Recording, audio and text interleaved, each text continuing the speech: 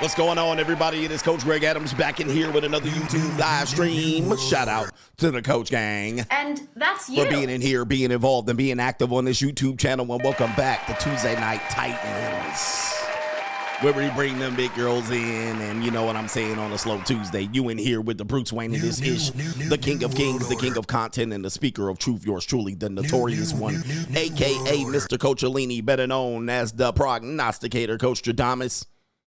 And you're in the Desert Storm bunker with none other than EWF. That is every woman's fantasy. But you can call me CGA, C God Allah, and I'll be the 14-time demonetized champion of YouTube. We're going to play a video, two videos that should give you hope. Nope. All right. No hope. All right. We're going to tell you two heartbreaking videos, two men that are in dire straits. A man that wanted to have a it's an older man, and he's saying, man, look, man, I want to have hope out here and hope for humanity, as we guys over here. Oh, the humanity. He wanted to have hope for humanity, but he got a guy that just told him a heartbreaking story about his current marriage. And we have another guy that said he's married, but he hates his wife. Talking to John Deloney. We got that coming up. Plus, much, much more. Me revealing my STI chart right here live.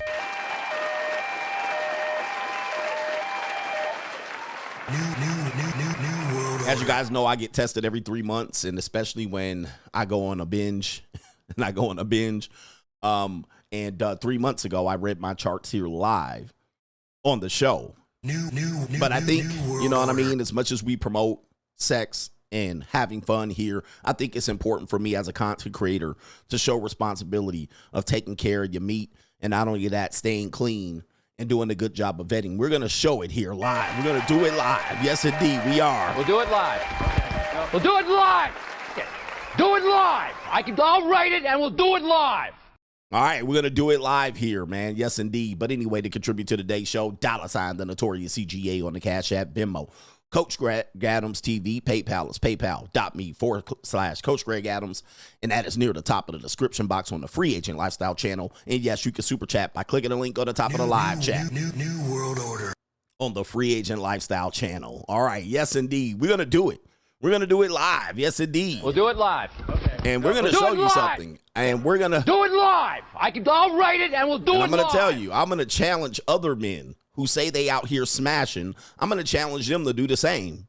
You think they will? They're not going to do it. I'm going to challenge all of these guys out here that say they're out here smashing. I have evidence of dating coaches admitting they got the itchy fucking scratchy. I have evidence. All right. And I'm going to play a couple of them today. I'm going to tell them they out here with green pus dripping out of their dick right now, telling you to smash women. And we're going to show you that. And we're going to show you that. And I'm going to challenge some of these men, these herpes infested men, to come out after telling you to run your body count up. All right. I'm going to challenge them to come out and reveal their fucking test. All right. That's what I'm going to do. I set the trends around here. I make the rules. I set the trends. I make the rules. All right. Yes, indeed. Because look, is this real? Or are we just playing games? Is this real, or are we just playing games? This is why I'm the King of Kings here. This is why I'm the King of Kings. They're telling you to fuck these bitches and get them for free. I bet you they won't reveal their test scores online right now. They ain't going to do it. All right? Reveal your shit. I've already done it. And we're telling you, man, I'm about men being healthy out here. All right? I'm about men being healthy. And so we're going to reveal it. I'm actually have evidence of two guys that say they have body counts over 1,000, saying they caught STD. Yes, indeed.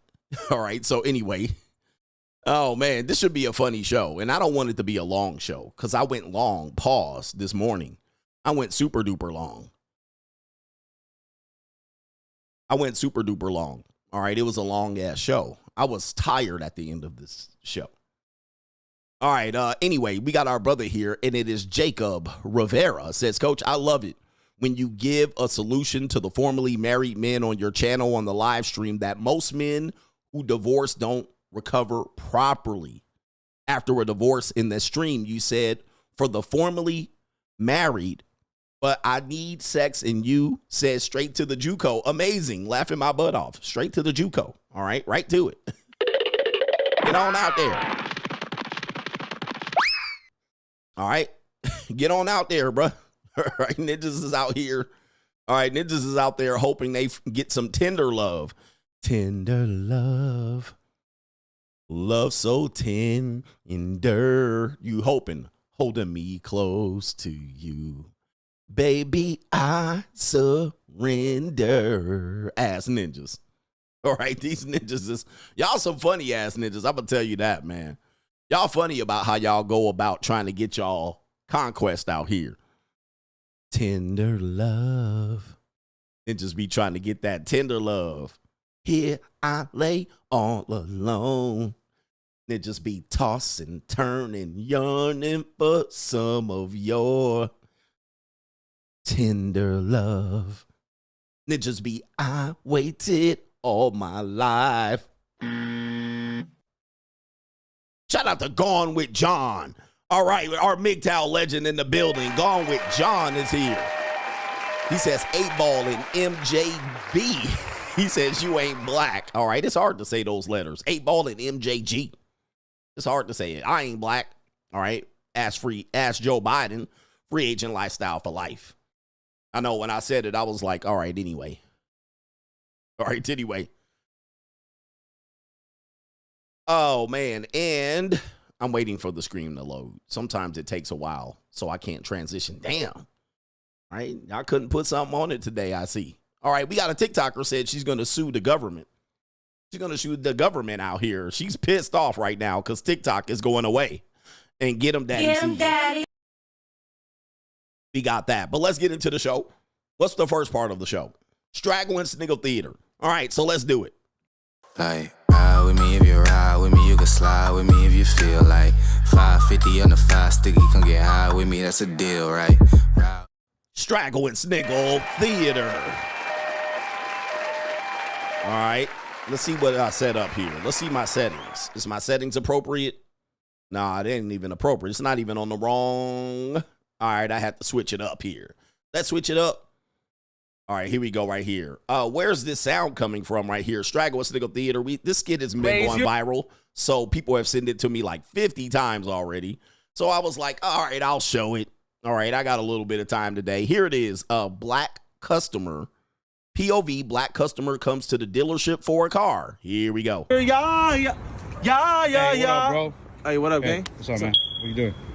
Did you hear that? How can I help you out, man? Yeah, I'm looking for a car, man. Let me guess. A Hellcat? Yeah, how'd you know? Charger? The what? Wide body? Yeah. Yeah, bro. Yeah, I figured, bro. Come on. All right, Kanye. Nah, cuz, my name's Tyrone. Do you hear? What is that? Is that you? Hey, bro, what's your credit score? 550? Yeah. I kind of guess. What do you do for work, bro? I'm bouncer. On the side, I rap. Yeah. Where at, bro? On SoundCloud. Yeah, well, damn, bro, you heard of me? No, I haven't. No one has. What is that? All right, Big D. What? This is a Hellcat right here? Let me ask you real quick. You gonna ask me? Why you gonna ask me? Nah, man, let me ask you a question. You mean Asuka? Yeah, that's what I said. Axe. This is a red eye? Yeah, man. All right, my brother.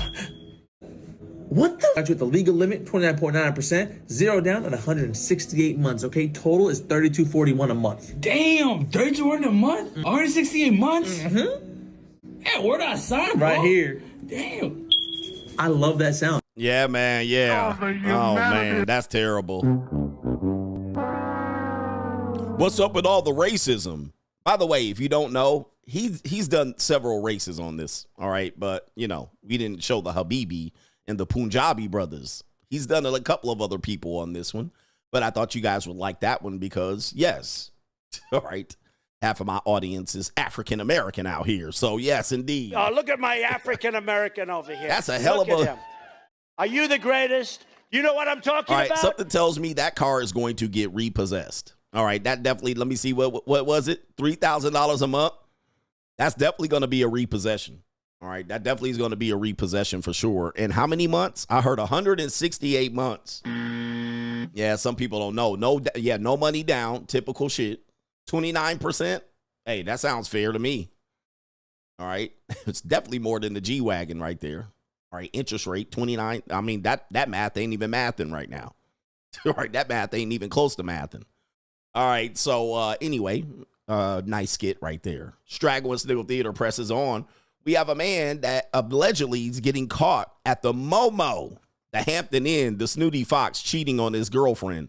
Let's see how it panned out here. I sit in this fucking hotel for fucking 3 hours. Y'all, my husband's location is here, and I'm fucking shaking. I am fucking shaking right now.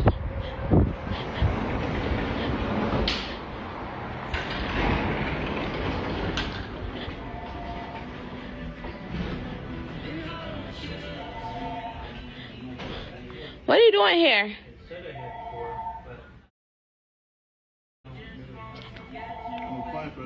What are you doing here? What are you doing here? I'm applying for a job. What are you doing here? Yo, stop. Stop. What are you doing here? Yo, move. What are you doing here? I'm applying for a job. Gotcha, bitch. All right, yeah, he applying for a job in pajamas, sir. I don't think so, but hey, man, hey, it is what it is. You gotta say what you gotta say. I don't advise cheating on girlfriends and wives, but yeah, applying for a job. I mean, that sounds believable. He probably needs a job. All right, let's see what happens here. Dude, what is he doing here? I'm applying for a job. We just came in looking for a job. Oh, Looking for a job? Yeah, You're not looking for a job. What are you doing here? Who you was here with? oh, Who was you here I with? was applying for a job. Who was you here with? No. Dude, I came here to apply for a job, right? oh no. He was giving me an application. Your location been here all night. He was giving me an application. Is he getting the application? Oh no, Papa. Oh my goodness, Papa cosign. All right, shout out to Papa right here. Papa, yay, let's give him a round of applause here. Hey, you got to give Papa a win here. Papa said, yeah, he was applying for a job. There's an application right there. He was filling it out right now. All right, Papa, what we tell you about hotel clerks and concierge girls? All right, anybody working in the hotel industry done seen some shit like that. Papa laced him up. All right, hey, all right. Hey, I ain't mad, Papa. He was filling out an application as we speak, and we were going to do an interview. All right, Papa got his back. So you best to watch your front, he said, because the ninjas that's front. They be on the hunt. Oh, man, Pawpaw came through here. Your location been here all night. You telling me that he was looking for a job all night? I beg your pardon? I wasn't here all night. Yes, you were. No, I wasn't. It says your location was here all night. It wasn't me. He was giving me an application. I was applying for a job. There he I is. sit in this He fucking applying hotel for fucking 3 hours. He was applying for a job. It looks like he was doing that. I got him. I can confirm he was applying for a job. All right. He was getting a blow job too. He definitely was getting a blow job. Man, I need to find out where this Hampton is and go find Paw Paw. All right, and give him a tip. All right. No, well, wait a minute. All right, listen. Hey, yo, chill, son. Hey, yo. All right, you didn't see me there. All right, it was, he just trying to make an honest living. He has Timberland boots, so he can get a job. All right, and why you putting your paws all on him? This is terrible. Terrible, terrible, terrible. Straggle Westigal Theater right here. All right, we got right here. It says, this is when you discover what the ladies really like. POV, when you piss them off on purpose because you like it rough. Oh, no. Oh, do it again. I like it. Do it again. Oh, no. So. Oh, do it again. I like it. Do it again. Oh. I like to get dominated.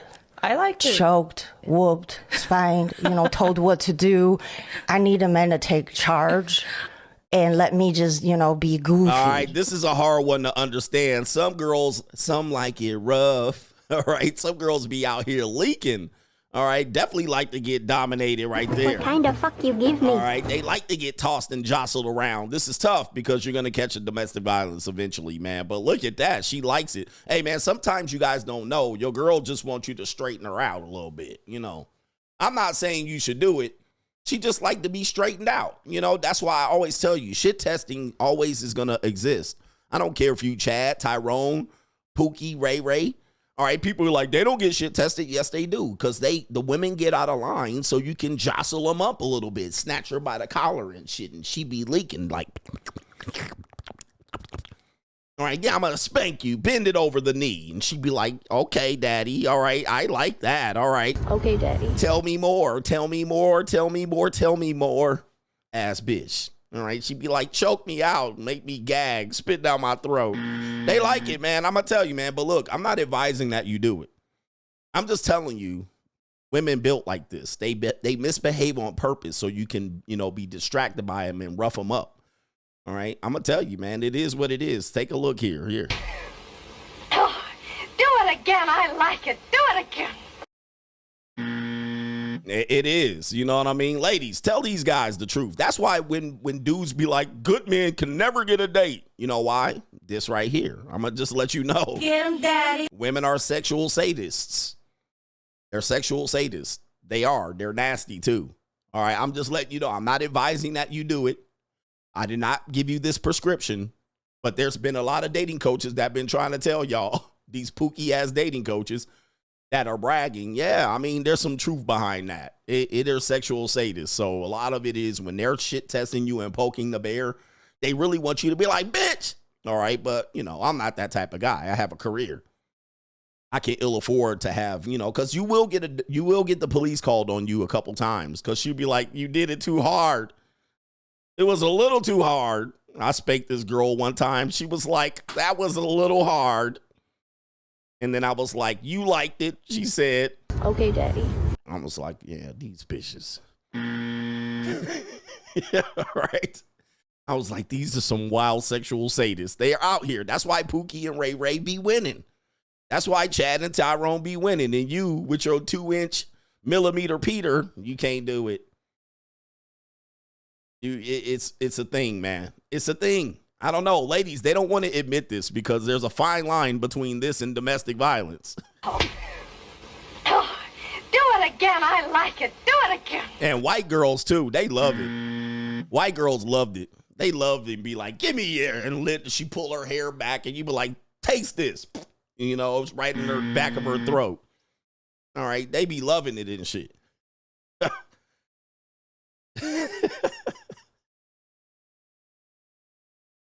All right, but yeah, at some particular point, you're going to get the police. I'm going to just tell you, you're going to have 2 DV charges. You're going to have 2 DV charges at least. You're going to go to DV court. So I don't advise it, but it's going to be some good makeup sex. Black women, too. Black women love it, man. They love when they rile your ass up, all right? And they peacefully just be...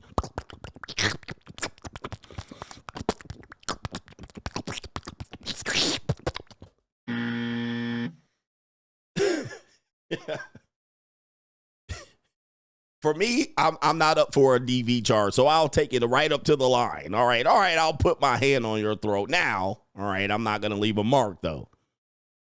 All right, anyway, that's Straggle and Sniggle Theater. Like, ride with me if you ride with me, you can slide with me if you feel like 550 on the 5 sticky, come get high with me, that's a deal, right? Straggle and Sniggle, where the ladies at? They should be co-signing this. There was 1 or 2. All right, don't go to domestic violence court. You're going to get one. You're going to lose your job and shit, all because she was cracking out. 100%. So this is something that I do not promote. All right, I don't not promote. I don't not promote it. All right, is there a Cash App that I need to acknowledge? Shout out to Eric Sermon. Eric Scott Sermon is in the building. Appreciate you over on the Cash App. I appreciate you, brothers. I like the men that donate unprovoked. All right, they're like, we're going to do it. All right, shout out to our brother Fixes a Mind. Said, Coach, I'm afraid I got to correct you from this morning stream when you said only a few people can talk for 5 hours and keep it interesting. But the truth is there is no one else on YouTube who can do that. Shout out to the Coach Gang. I appreciate you, sir. Acknowledge me. I appreciate that. It's very tough. And people get fatigued. It is very tough to be able to talk that long, nonstop. I'm really talking nonstop with a few slight pauses. Not many people can do it. I've seen some of these other guys y'all be trying to compare me with. Them niggas be boring as hell. I'll be like, oh, God. I was like, I can't watch this shit. All right. You'd be like, this guy's better than you, coach. And I'm like, bruh, I will tune in and click they live stream. This is what they live stream sound like. Let me give you an impression. Tell me if I'm right. Tell me if I'm right. All right. They ain't got no WWE Titantron intro. They ain't got the fucking GTA gangster intro with the fucking G-Wagon, nothing. They just pop on like this. This is how they pop on. They be like, you hear the button, you hear the mouse clicking like click, click, click, click, click. That's all you hear is the mouse clicking. All right, they just come on like this. No fucking screen, no intro, no gangster intro, none of this shit, you know what I mean, that you see. They just be like click, click. And they be like, and we're live. Okay. All right, we're live. Yep. Let me check my phone. Let me check the volume. All right, yep. Okay, yep, we're on live. Okay, so we're live. Thank you here. All right, shout out to you, Mr. Tony. Yeah, I see you. Shout out to Mr. Johnny. Good to see you. Yeah. Oh, it looks like we're live. You guys see the thumbnail topic? We're going to talk about, for an hour and 30 minutes, whatever is on the thumbnail. We're going to talk about hypergamy. And for the 85th, 11th time. And I'm going to tell you to go get my book that I wrote 15 years ago. And yeah, so, okay, Mr. Smith, good to see you. And, okay. Hypergamy. So, this is, something that some old guy wrote in the book 50 years ago. And, what this means and essentially is, okay, fuck it. We have a guest. All right. Let me see if I can pull him up. All right. I sent you the link. I sent you the link. All right. Yeah. Click the link. All right, hold on. I got to go get some potato chips. Let me see. I'll be back. All right. They just fucking leave. All right. I got to take a break. I'll be back. Hold on for a second. Somebody's at my door. I got to take a piss. Hold on just for a second. Here, listen to this video right here. Just let me put this video up so you can listen to it. Yeah, listen to that video. I'll be back in about 45 seconds. I'll be back.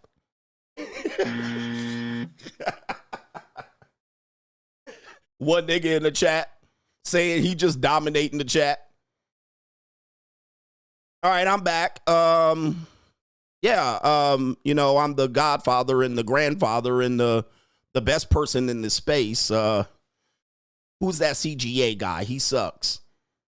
He doesn't get pussy. He has no game. So anyway, hypergamy.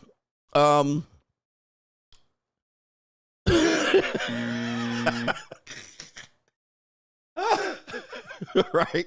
And I'm watching this shit like, and these motherfuckers really be comparing me to these guys. I be like, all right, so we got some hot girls on. All right, hi, hot girls. Tell me your name, where you're from, your age, and if you have a STD. All right, hot girl number 1, you go. Okay, yeah. Okay, hot girl number 2, you talk. All right, hot girl number 3, where are you from? Hot girl number 4, where are you from? Okay, how old are you? What school did you go to? Okay, hot girl number 6, what? All right, girls, do you believe in hypergamy? All right. Oh, yeah. Okay, well, 88% of women believe in hypergamy. I'll be like,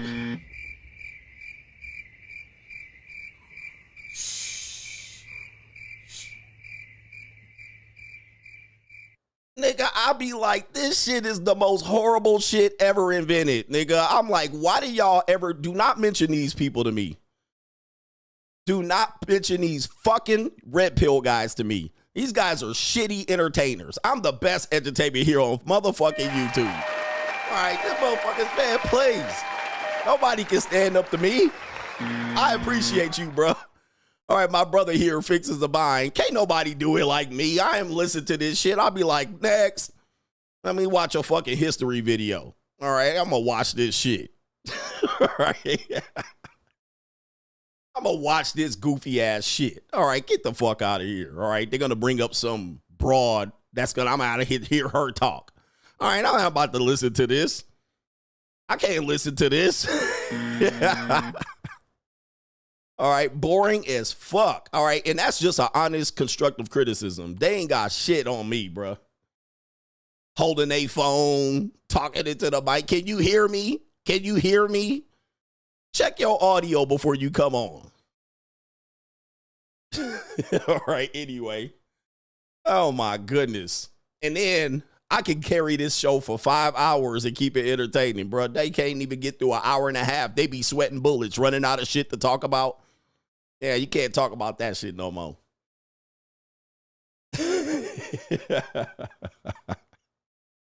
Hey, man, listen, I work on my craft. It's hard to be the best in the best. It's hard to be the best in the industry. I entertain, edutain, and I give you valuable life lessons. All right, anyway.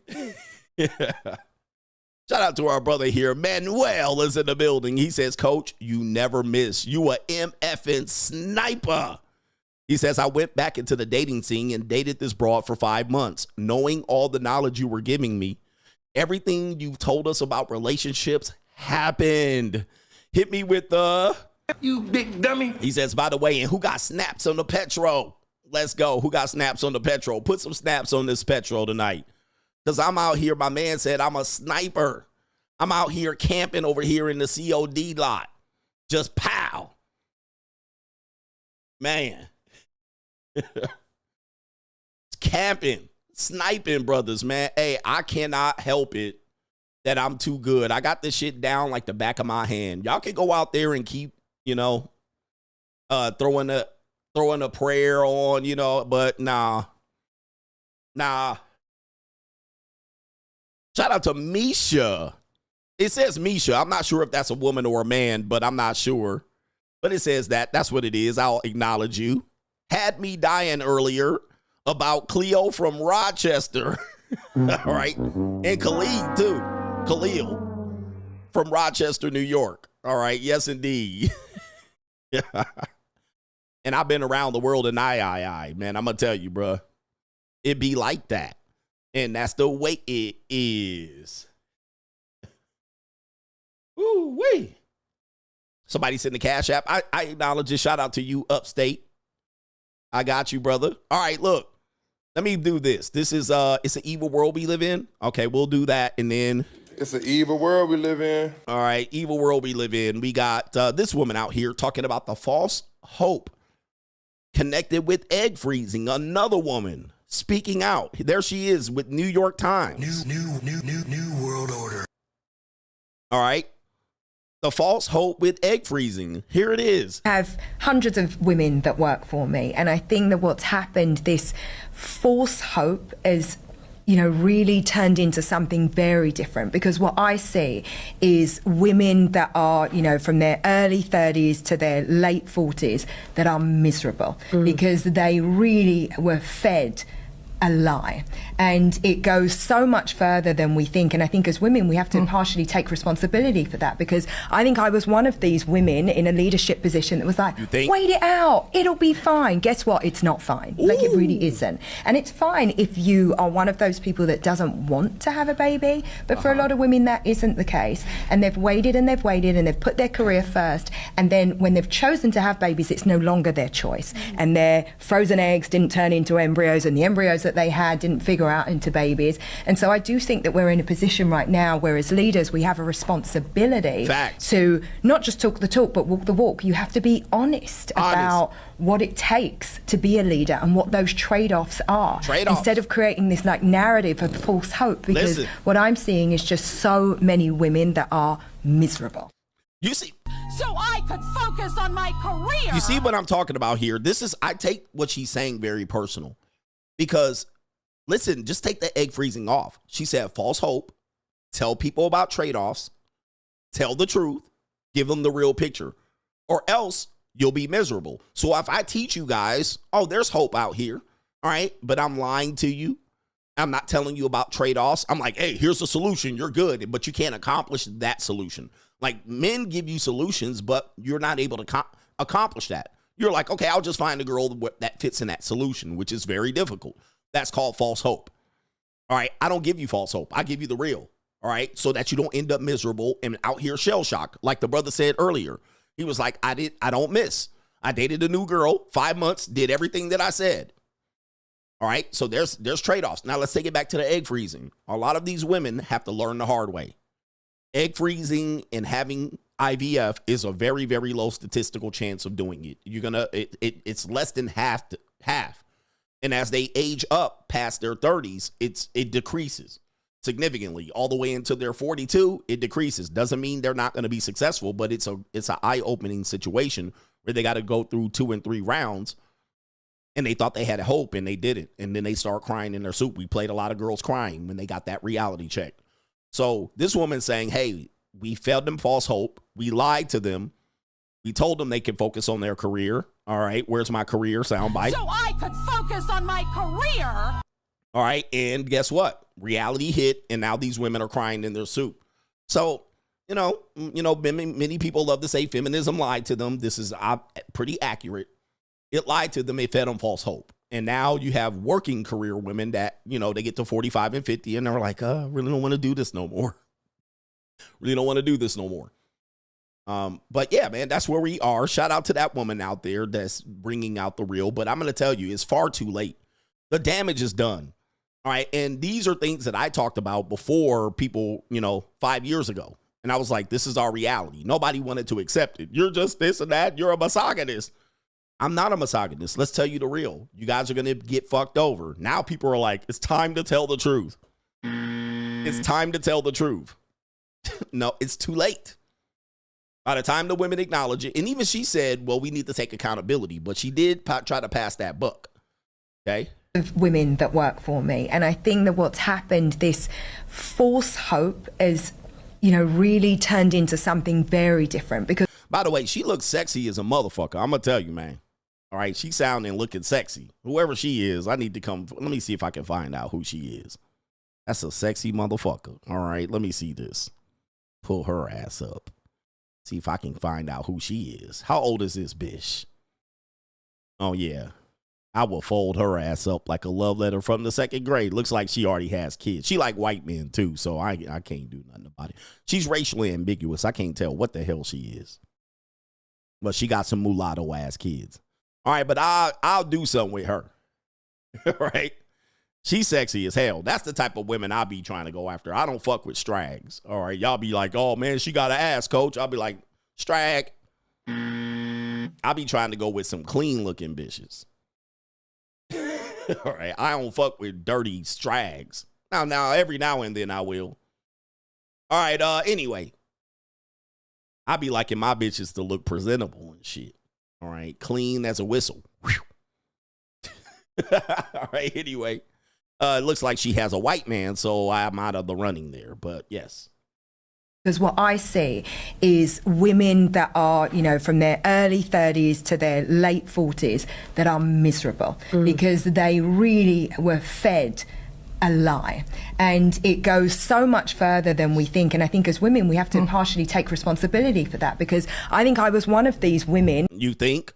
You were one of these women, but you lucked out, all right? You were able to have babies. And not all women who are at advanced age can't have children, all right? We also know that, dark-skinned people tend to still be able to be fertile. So there's that, all right? But we're talking about the overall message. We're not saying that women are not fertile at 40s. There is a small percentage of chance, especially if they're black or Latina, that they'll still fucking have babies. All right, but yeah, we're talking about the overall message, pushing women to tell them you have this option, only to it not be true. In a leadership position that was like, wait it out, it'll be fine. Guess what? It's not fine. Like, there you go. So she even acknowledged this is not fine. And she's sitting next to an old feminist. This seems like that panel that one dude was in, that crying Vance Jones. It seems like one of those panels where they just have a panel of feminists, who is feminist. New world order. And they trying to ride out their reality before they croak. All right. The old boomer feminists before they croak. ride out the reality of women's empowerment. So she laying it down thick, and that who-ish old feminist ain't buying it.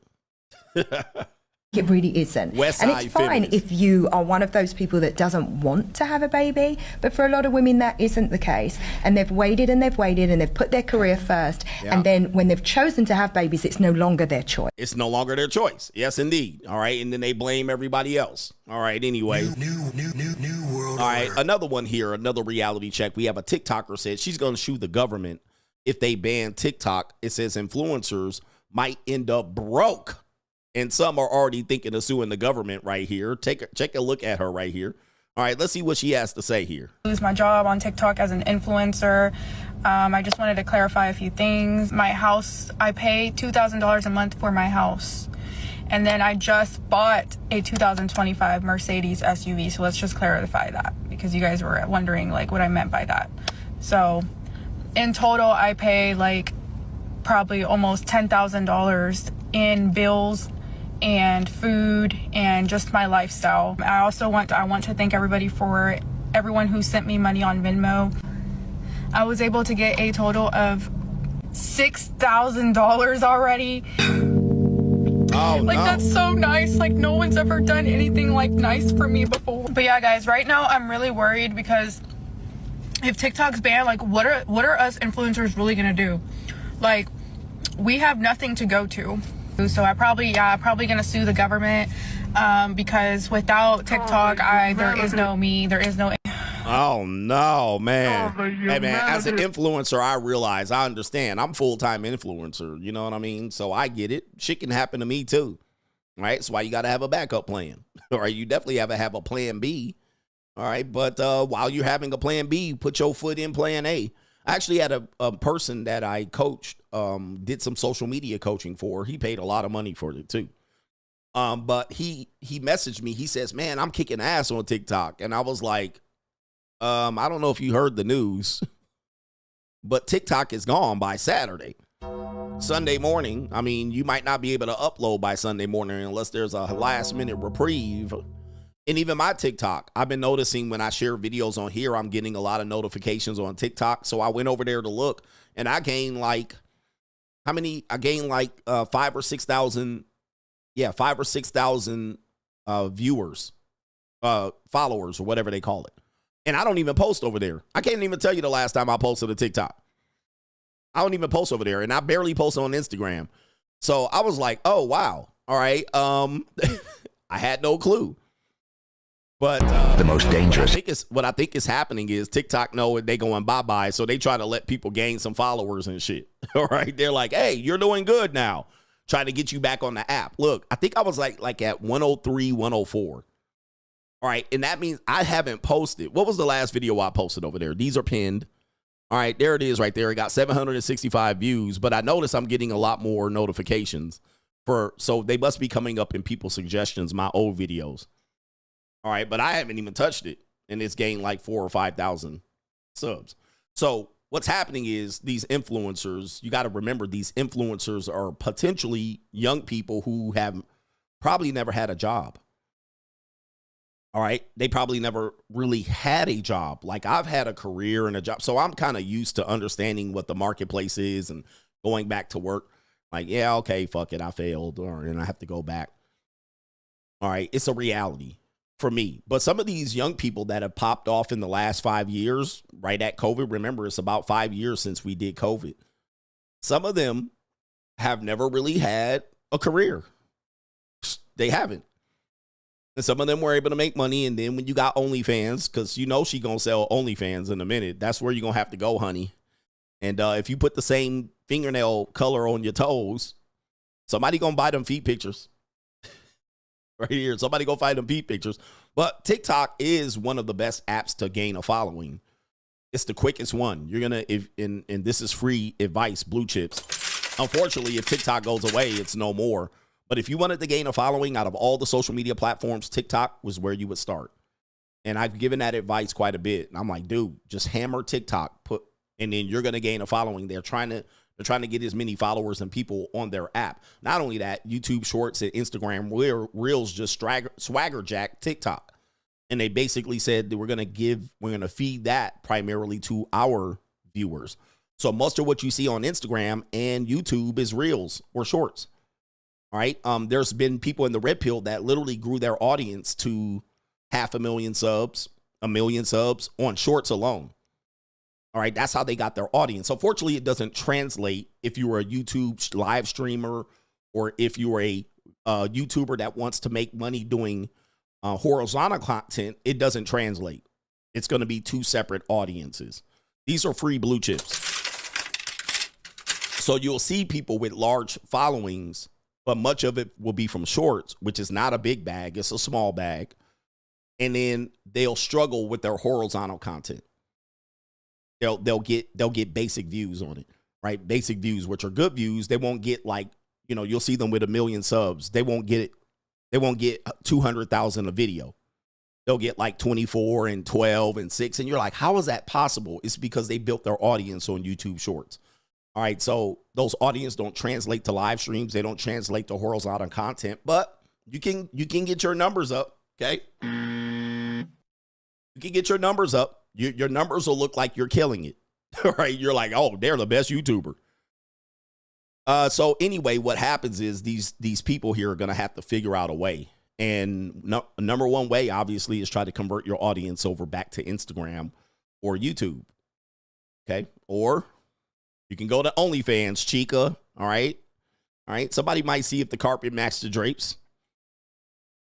All right. The carpets can match the drapes. All right. So unfortunately, yeah, a lot of people are going to be in a bind. But TikTok won't go away immediately. So you'll probably still be able to have access to the app and look at videos. Like if you're a consumer of TikTok, you'll be able to watch videos up until they update Apple or the Apple Store updates, right? Or the app updates, which the app probably is not going to update.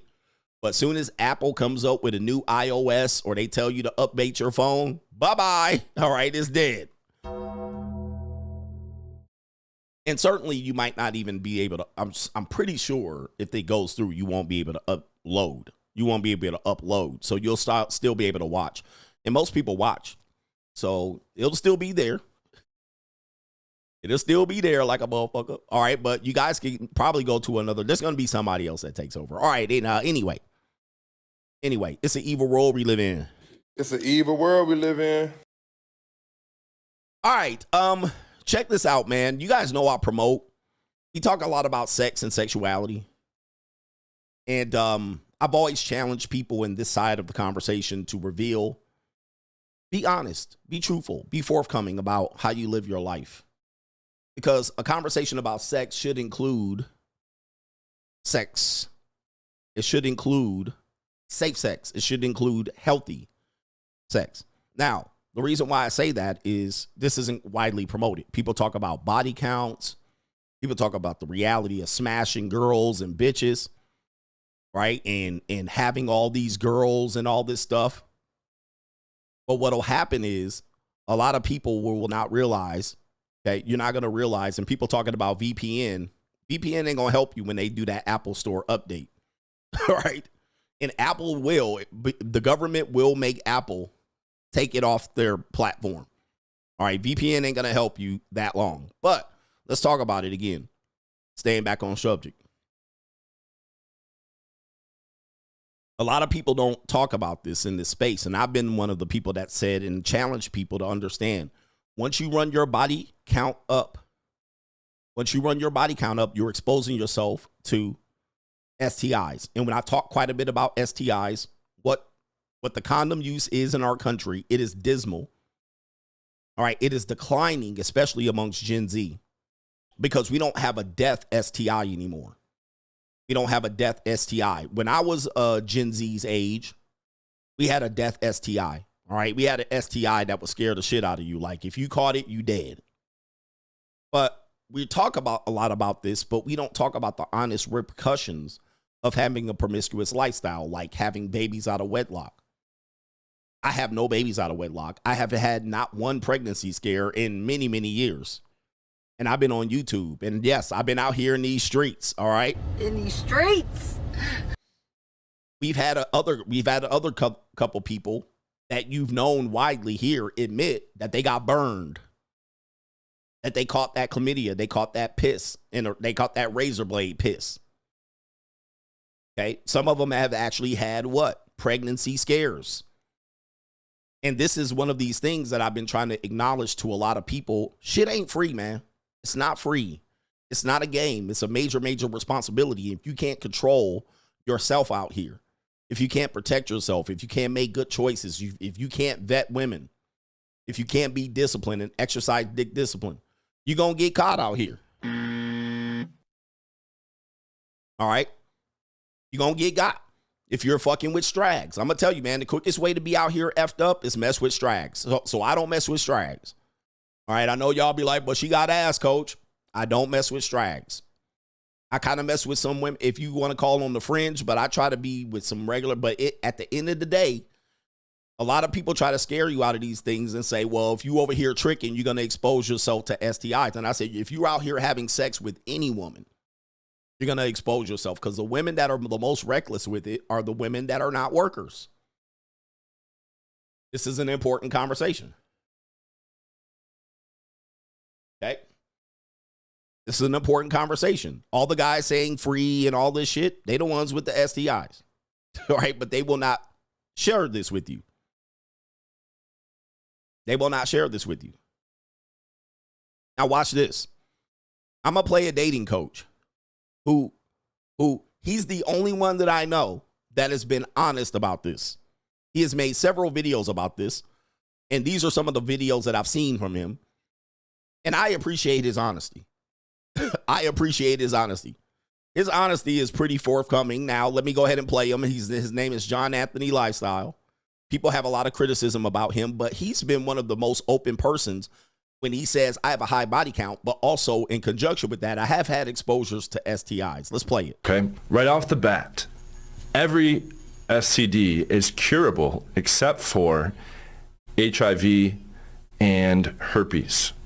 Okay, HIV eventually leads to AIDS, and herpes, okay, there can be type 1 on the mouth typically, or type 2, which is genital herpes, and those are not curable. Okay, everything else is curable. I caught chlamydia 4 different times. There was no symptoms any of the times. I caught it with routine testing. Some of you might be thinking like, oh my God, he caught an STD. There was no symptoms, okay? And after it was caught with routine testing, you take one pill. It's a Zithromax. It's gone in a week. All right, so this is John Anthony Lifestyle, 239,000 subscribers. He claims to have a body count over 1,500. All right, listen, I'm not here to debate if he has 1,500 or not. He's also been open about he's been messing with transgenders, all right, and that type of shit. All right, but he's talking about exposure. He also says he was exposed to some others, and most times he said he's never had any symptoms. It was exposed. Well, I think he said another time there was a symptom. He said he had that pissing out razor blades. Okay, but when you're talking about this is an important conversation. And I'm going to tell you, most guys will not admit this. Most guys are scared to put this up here. And this is important. This is important for men to understand. Now, I've done this before. I've actually put out my data, all right, just to show you, because I'm an advocate of being out here free, all right, free. Now, monogamous. I've said these things many, many times. I'm non-monogamous. I'm at the JUCO. I travel. When I travel, I do put hands on hips. All right. But with that being said, a lot of people won't put up what you're about to see. What you're about to see is me as a man, a leader. And I challenge any dating coach. If you want to debate me, bro, you're going to have to pay me, and you're going to have to show me your STI chart. Debate me, bro. If you want to have this conversation, we're going to have it in a mature manner, and I'm going to lead the conversation 100% of the time. You're not going to jump up here without paying me and without showing me your motherfucking chart. Because I guarantee you, if you out here smashing as much as you say, show me that your dick is clean. Show me you ain't dirty dick Rodney, all right? Hey, yo, chill, son. Hey, yo. And I'm telling you, they won't. Because a lot of them got that herp dirt. A lot of them got that motherfucking gonorrhea. They not telling you this. This is how you smash. If you want to smash, I guarantee you they got it. And they fucking with fat slump busters and booger wolves too. They not telling you that either. They're not telling you that. They refuse to show you the evidence. But I guarantee you. All right? I guarantee you that this is going on in this side of the world, in this side of this space, and they ain't telling you. They're over there with motherfucking, they shit looking like Almond Joy. They shit looking like Willy Lump Lump. They shit burn when they piss. I'm going to tell you. And here's the thing. Somebody's saying right here, my body count 1. I've been over there on locals. I told you my 2024 and 2023 numbers. When I was in Brazil, I went for about 7 days in Brazil. It was cheek clapping for real. Okay? So don't think that I've been open. I'm one of the honest people in this space. I'm one of the ones that's going to tell you the real. I'm not going to come out here and paint you a picture. I told you my whole 2024 roster, all right? It was a lie. All right? Who remembers? Who watched it on locals? I was like, come, and I even advertised it on YouTube. I was like, come on over to locals. I'll tell you the whole story. Okay? Put the receipts up, put the numbers up, all that. I showed it to you. It's over on locals. It's right there. Y'all, it's you that don't want to find it, but I put it up. Evidence, numbers, you have the data. But there it is. I was right there. I did it. It's right there. Now, have you got your panels? You have not. You haven't.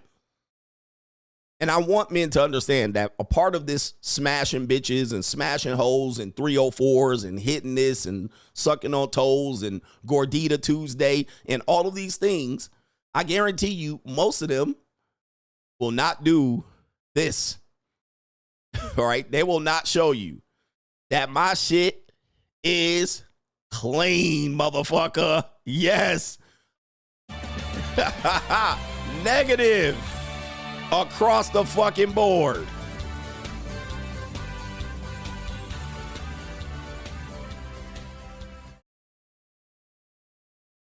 Every single one. Negative. I do my test at least every 3 months. Not one. But y'all, on the other hand, I challenge y'all to do this. Where's the dating coaches? I already got one dating coach out here admitting it. 1,500 body count. STIs up the yin yang. Okay. We had another brother that I won't say his name, but he said, yep, I got burned. Not only did they get burned, you got these niggas getting false accusations for pregnancy. I've been here for 8 years. Not one woman has jumped up here and said, Coach got me pregnant. I want you to think about this. Nobody has said, Coach got me pregnant. I haven't had one woman be out of pocket. I haven't had one woman say I sexually harassed her or assaulted her. I haven't had one woman say, Coach wanted to have sex with me to come on this show. I haven't had one woman that burned me. I haven't had one woman that not one. I haven't had one woman jump up there and say I was harassing her, sending her text messages, turning the audience. I haven't had one. I challenge you for these dating coaches to be up here and pull up they motherfucking receipts. I challenge them. They won't do it. Now, I'm only applying pressure on them. Sometimes they try to apply pressure on me. They try to, but they don't do it too much anymore. Yep, nobody caught me sending dick pics. Nobody caught me with my motherfucking junk out to a girl. Nobody. I want you to think about this. This is very difficult. I ain't collapsed in front of a bitch and had the ambulance. Like, come on, man. And not to say it won't happen. I'm just telling you. I'm one of the only ones in this space that got the cleanest motherfucking record, and not yet. Not yet. Yeah, because anything can happen because I'm out here. Please, man, I'm out here. These streets are busy, okay? In these streets.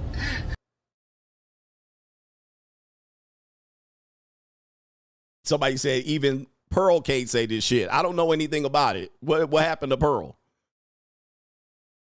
But this is what I'm telling you. This is where you're finding out who the real is in this space and who the fakes are, who the frauds and the phonies. Who are the motherfuckers out here selling you a dream and who ain't doing? All these niggas saying they ain't tricking and they tricking. They got caught tricking. They got caught tricking. You see what I mean? Like, these are the things. These are the reality checks that I'm trying to get out here. And this is what we're telling you. There's great responsibility in having all of this intimacy. You want hoes, you want 304s, you want JUCOs, you want easy pussy, you want free pussy. Show me you clean. Because you ain't going to be clean for very long out here with this free pussy. It ain't going to happen. All right. Even that guy, John Anthony, said it. Hey, man. Or whatever he's doing. People say he tricking. I don't know. All right. But it ain't going to happen. You guys got to be real about this. And this is the important part of my show where I'm telling you, there's not too many real people out here. There's a lot of fakes, phonies, and frauds telling you they're doing shit, but they ain't telling you the adverse effects of this, the trade-offs. Remember that woman said earlier, that beautiful woman over here that said, hey, there's trade-offs. There's a reality. There's facts. There's fiction. I'm the one telling you the real. Okay? I'm the one telling you the real. You can't be out here reckless with these goddamn American women. You're going to catch something. Because these women got it. They got it more than most men got it. And these fat women got it too. All right. Trust me. They got that shit too. So do yourself a favor. If you're out here,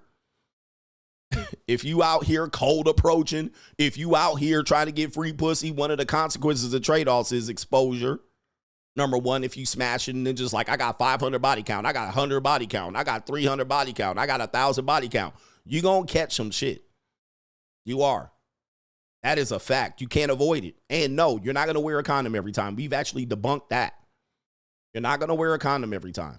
And some diseases are some diseases, condom doesn't matter. HPV, herpes, condom don't matter. So this is a reality check. Do you like that reality check? Oh, yes. And they not going to tell you. They're not going to tell you beforehand. Women are just going to let you fuck them. They're not going to stop you and say, well, you know, I got sick. They're not going to tell you. So I haven't had it. I'm one of the only ones in this space where you can say it hasn't happened. I haven't had a stalker bitch. I haven't had a woman say he's threatening me. Nothing. He impregnated me. He told me to come on his podcast and tried to sleep with me. He went to Fresh and Fit and tried to sleep with me. Right? I haven't had any of these weird ass weirdo accusations. So be careful out here, protect yourself, and be responsible. And when you get your clean test, that means you can raw dog a little bit. No, never mind. You can go raw doggy a couple more weeks. You're like, whoosh. Oh, boy. Whew. Because I'll be honest, it ain't always safe. But what I do pride myself on is vetting people that I'm with. All right, so I don't go reckless. I don't try to sleep with women on the first date. Okay, if we're meeting, I'm not trying to run out and pressure women into sleeping with me. I don't leverage women trying to sleep with me. I don't leverage my pseudo celebrity, my notorious nature to sleep with women. I don't invite women on shows to try to fuck them. Like, I don't do any of these wild shits. I don't pressure. I don't walk up to women trying to smash. Okay, so I don't do these things, so it prevents me. I'm not thirsty. I'm not starving. It prevents me from being reckless and taking a reckless chance. I actually do it a certain way. It's comfortable for me. I'm not starving. I'm not pressuring women.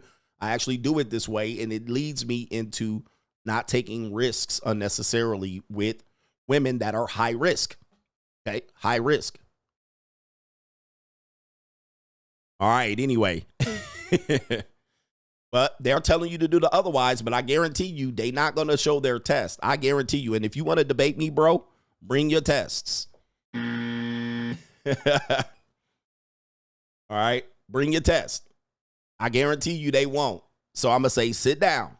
Bring your test, Mr. I smash all these bitches. Bring your test with that motherfucking shit on. They won't do it. But like I said, though, I be going in there nervous. So it's not always the clean act, right? It's not always a clean act. I'll be going in there like, they send me the results. I'll be like, nigga, do I want to click this screen? I'll be like, this shit could be the end of my life, all right? I'll pull up the screen and I'll be like, oh, fuck yes, all right? Get back on the phone with the hoes. Come on over. We're going to have a fun week, all right? I'll be sweating it out. I ain't gonna lie. I have to tell you the truth. I'll be like, ooh, motherfucker just came back from Brazil and shit. I still got to do my, this is after Brazil, by the way. But, shit don't show up sometimes for a while. All right, but I'll be like, oh, boy, another reprieve every 3 months. It's like, oh, boy. All right, anyway. I'll be like, all right, god damn. All right, I'll be out here talking pure shit. Yeah, boy, my shit clean again. I'm going raw dog tonight. All right. But guess what happens to your chart? Look what she did to my car. Look what this bitch did to my car. I can't stand this hoe. I can't stand this bitch. Fuck this. Yep, that's what y'all chart look like. Talking about debate me, bro. That's what y'all motherfucking chart look like. All right, we got some support that I need to acknowledge, and then we'll move on. Appreciate the supporters. All right, Ken Rose again. Shout out to you, brother. Appreciate you. New world order. All right, yes indeed, brother. Shout out to our brother here. It is William the Fifth. He says, have you ever considered creating the Cocellini Tao Te Ching? It's an 81 verse poetic booklet for men seeking to retain their meat, their money, energy, attention, and time. I think it would be your magnus opus to the community. All right, I have to look that up. I'm not sure. Acknowledge me. It probably would spread like wildfire. All right, it could be.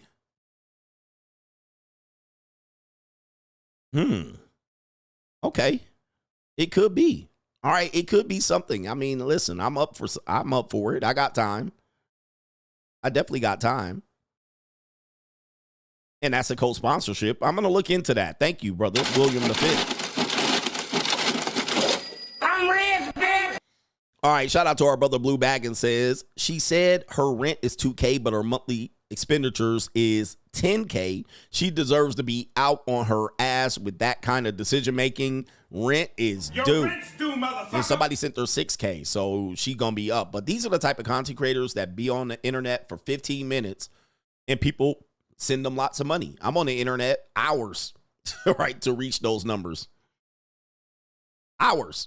All right, so I'll be putting in the work and I'm giving vital information. Lee, okay, the U.S. government may have a problem as 2 Chinese social media apps have soared to #1 and #2 spots in the App Store this week as users are looking for alternatives to TikTok. So you're saying essentially that people are going to use another Chinese app. All right, so that's backfiring. All right, so they're trying to extinguish one. They're going after one, but there's going to be another one. Are there other Chinese apps that are going to mimic TikTok? I'm pretty sure Gen Z knows. Gen Z knows for sure. Xavier says herpes is especially scary, not only because of viral shedding, but also because you can catch the virus and it can remain dormant for years before flaring. Most people only test if something is wrong. So many out there being unknown super spreaders. And that is the case. That is the case. A lot of these STIs are dormant. All right. A lot of people are dormant. There's another word that is used in this thing here, but you don't even know you have it many times. So this is why people are surprised when I tell you statistics related to it. And I'm like, okay, black women have it 50%. And people are like, nah, I've been with a lot of black women. They haven't had any herpes. Yeah, but that doesn't mean they have visual signs of it. They haven't had an outbreak. And these people are sexually active. And also, that particular strain can be transmitted without a condom. I'm sorry, with the condom. So you're not protected. And once you get it, there's no cure. All right. So it will never go away. Asymptomatic, benign. Yes. This is true. This is true. I've done streams on this. This is a fact. So, you know, people don't know they have it. So if you're not very vigilant with testing, you don't know. But I did this in October. All right. I've done this again in January. I'm showing you proof that this is the case. But it is the truth. And some people have never had an outbreak, or they have one and that was it. But they still have the strain and HPV as well. So be careful out here, man. Yeah. Pussy is out here as a dangerous thing, bro. Like it you can't catch. And it don't matter if the woman's a sex worker or not. You're more liable to catch it than the general population. And we're just showing you. A lot of people are like, you tricky, you go to catch something. I'm going to catch something. Dude, you going to catch something fucking anybody. All right. You're liable to catch it fucking anybody. I don't care if it's a street worker or not. All right. Typically, those women try to protect themselves from it.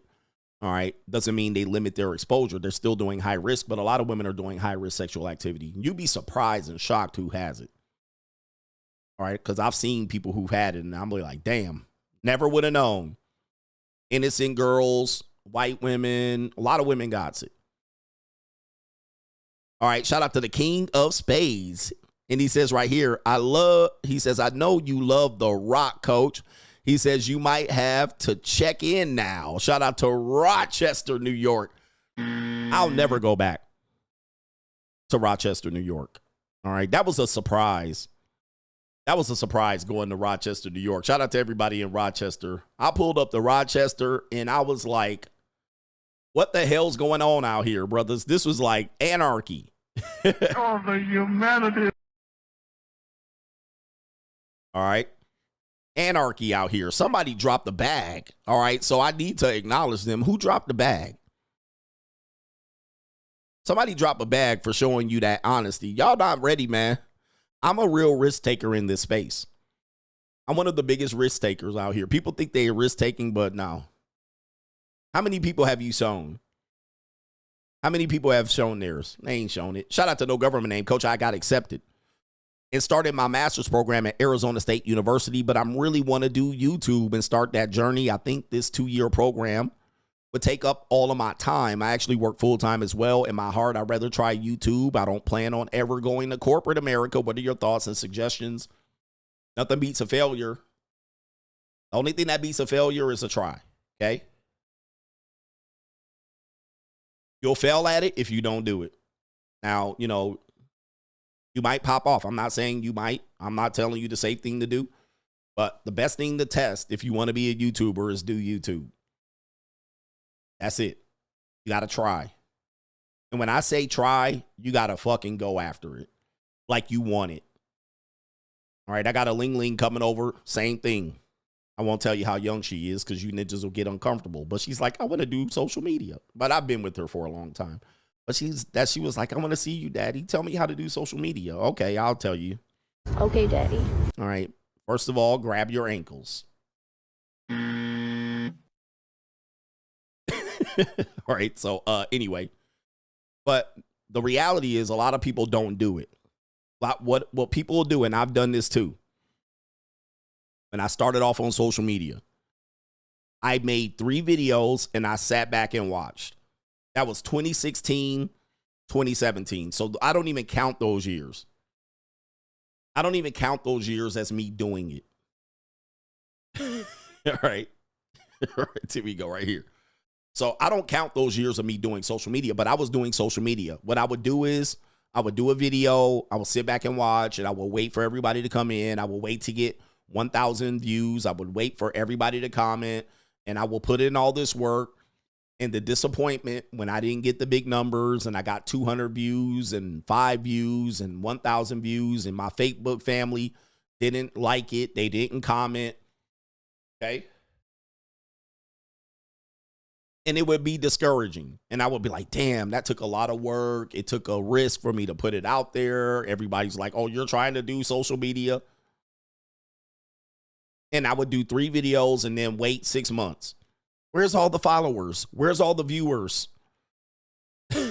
So you guys got to then realize that when I wrote my book, The Free Agent Lifestyle, I gave you the blueprint on if you want to be a social media content creator, this is what you do. If you don't do this, stick it up your ass. Pause. If you don't do this, you ain't trying. And this is a fact. So people say they want to do it, but then they don't want to do it. They don't do the work. You want to do social media, you better make that shit like every day. Wake up. I can't wait to do my goddamn video and drop it. And it better not be for 1 day, 5 days. Is that you better go in, put your foot in it. And guess what people don't do? They don't do that. They do it a couple videos and they sit back and chill. And then they be like, damn, it's too much. It's too hard. All right. But anyway. All right. So if you say you want to do it, motherfucker. What's stopping you? What? See, literally, the social media is one of those things that there's nothing stopping you but your aunt, Sally, in Nebraska, that's going to talk shit about you when you start posting. Now, I've given you all this advice. I'm not going to give you any more advice related to social media. You can get it over on Patreon, The Money Mindset, if you want it. That's another lesson. You want it? Go over to Patreon. We talk about it every week. If you don't want to, all right, do it yourself if you're a self-starter. But you're worrying about your Aunt Sally, some bitch you went to high school 10 years with, what she's going to think, and you don't do it. And the reality is you're going to have to do that for months. Months. You're talking about 6 months, 10 months, 12 months, 15 months, 30 months before you pop off. So you're going to say, well, I don't want my coworker that I used to work at Baskin and Robbins 5 years ago to see me making content. I don't want my mama. All right, guess what? You ain't going to be a social media person. You're not going to be social media. You're not going to be, your YouTube dream is going to be extinguished if you're scared about what your mama's going to say when you start popping off. I had to literally, man, my mom started seeing my shit and she was like, damn. All right. But my mom said, I'm down. My mom's would start listening to my shit because I was like, hey, can you help me transcribe these videos? She already knew I was doing it, but she listened to this shit and she had one question one time. She was like, when you say this, what do this mean? All right. Because I was talking about single mothers, which she was a single mother. All right. So she only one time questioned me. The rest of the time she was like, you go, boy, you do this. I'm behind you. That was my mom. That was my son. Those are the only 2 people in my family that rode with me. Oh, I take that back. I've had 2 cousins, my cousin Corey, my cousin Jeremy, and I think a few of my sisters. My sister Alicia, and possibly my sister. Some of them don't care. They young. My brother Isaiah, he was down, and my dad kind of was like, okay, yeah, but he's a nonchalant guy. Those are the only ones. Everybody else, side eye. That's my family. That is my family. That's how motherfucking hard it is to be a YouTube content creator. ABL says, me and my dad fought over it at first, then he had to respect it. Facts. All right, most of my family straight up was like in the bushes like motherfucking Homer Simpson. Like, oh, shit. And that includes my ex-wife, my daughter. A lot of people was like, I'm falling back from this shit. It was like, what the fuck is this? But they don't see the vision. So I steady had to apply it, and you lose all them people. They start questioning shit and like, why are you saying that? Why are you doing that? They start falling back. Now, there's been other sisters. I think a couple other sisters, they started doing some podcasts after I started doing my podcast. Right? They started making their videos, so I motivated them. All right, but they never was like, big ups to you. We proud of you. I only think maybe 1 or 2 sisters and a couple of people in my family was like, big ups, man. We see what you doing. A couple of cousins. The rest of them fell back. Was like, mm-mm. So are you ready for that? If you ain't ready for that, don't do YouTube. Right? Right? A lot of people in high school, one woman messaged me because a lot of people will follow me on Instagram. She messaged me, said, she was like, you better be making a shit ton of money for talking like this. And at that point, I was making some money. That was early on. That was like 2019. And ironically, she died in a car accident like right after that. Like weeks later after sending me that message. That was crazy. Not saying that's connected, but I was like, damn, she just sent me a message and she died in a car accident. But she was like, damn, you going crazy. She was like, you better be making a shit ton of money. And I was like, I'm making some money. Right? I'm making some money. But people want to do this shit and then they don't want to do it because there's trade-offs to everything. You're going to lose family members, man. You're going to lose friends. People going to stop talking to you. Especially if you're comedic or extreme, considered extreme. If you're not doing normie content, they gonna fall the fuck back. Are you ready for that?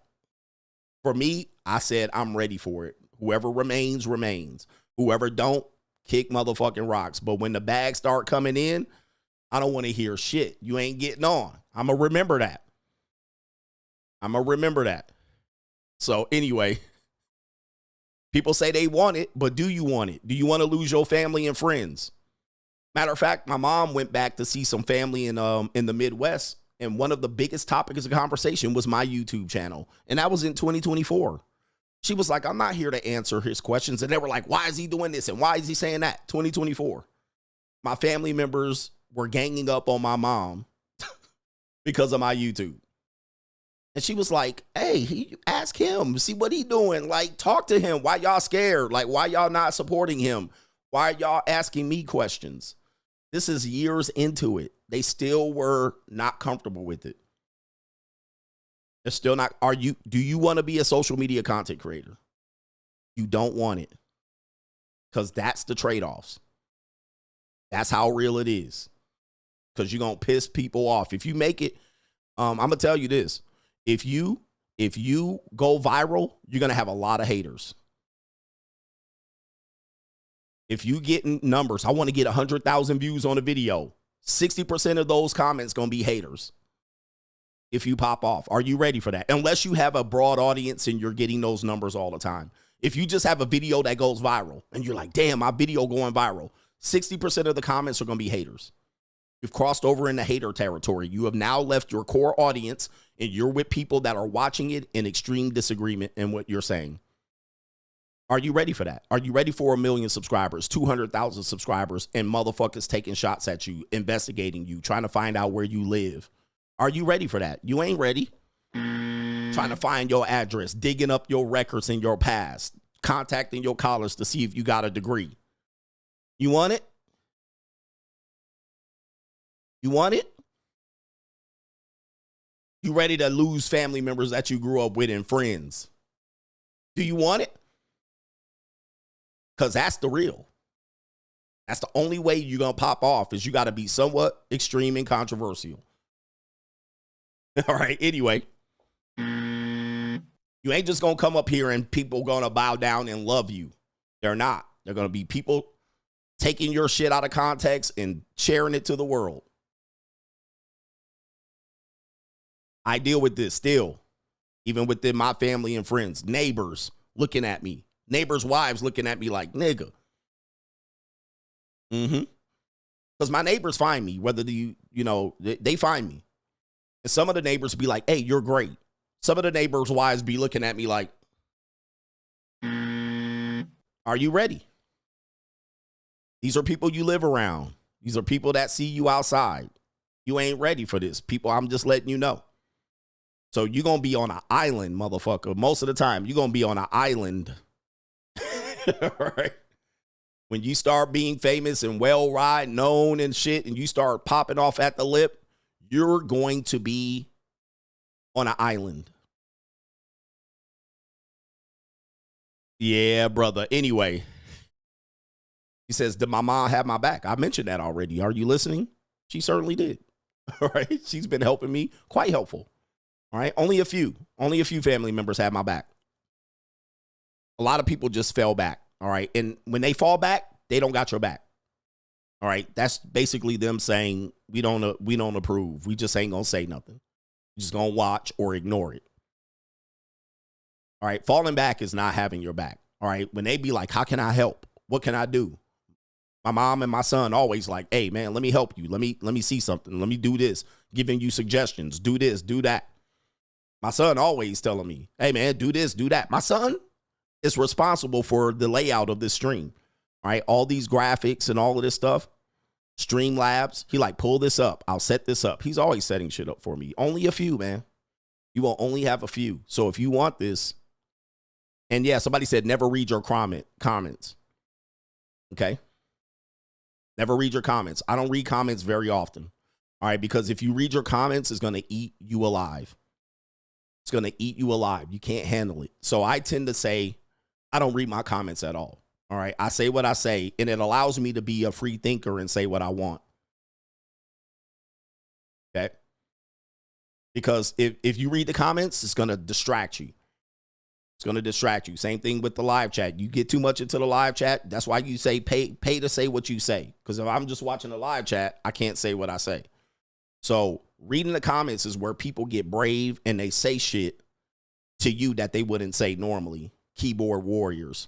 So I always tell people, I don't read comments, and it's for my own preservation as a content creator. Just lets me be in my space where I don't have to be influenced by losers. Shout out to the winners that support me in their comments. Unfortunately, I don't get to them. I had to get to a point where I stopped reading the comments. All right. That means I can just pop off and do what I do, say what I say, and you deal with it. You disagree, fuck you. All right. Because y'all be trying to talk to me and disagree with me and hate. I don't read it. Okay. Right. I don't read it. All right. That's just for my own preservation. Because otherwise I'm doing too much show to be fucking sitting back reading comments after I do the show. I don't even listen to my playback. All right. Even when I put an edit up, my son edits it, I just upload it. I don't even listen to the playback. All right. Because I just focus on making content. But these are the things that make you survive. Otherwise, those things will influence you and you'll take that to heart. And this is just a fucking loser on the other side disagreeing. And then you find yourself responding only to the hate comments. So for about 3 or 4 years, I stopped reading comments on Instagram. The only time I read Instagram comments is if I put something up like, oh, I got this many subscribers or I'm up. But if I put a post up and it's just me, a clip of my show, I don't read the comments. Right? I just let people pop off. The comment section is not for me to read. It's for you to talk. All right? It's not my space. All right. Anyway, that allows me to be me. Yeah. My man said, does son know about the JUCO? My son, you guys, these are fascinating questions. Why wouldn't he know? You think he could be this close to me? His room is right there. He hears me. He edits my videos. He knows what I'm doing. He gives me suggestions. His friends and him watch me on Instagram. How wouldn't he know? I want you to just think about this. I know people, it's a little bit hard. You're not in my life. Well, how wouldn't he know? How could he possibly, how could that slip past him?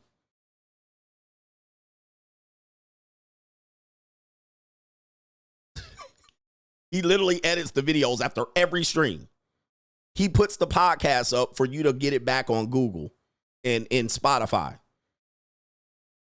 He sometimes checks in on my show and he'll click in and be like, oh, I saw you were doing this. I saw you had this many numbers. Right here.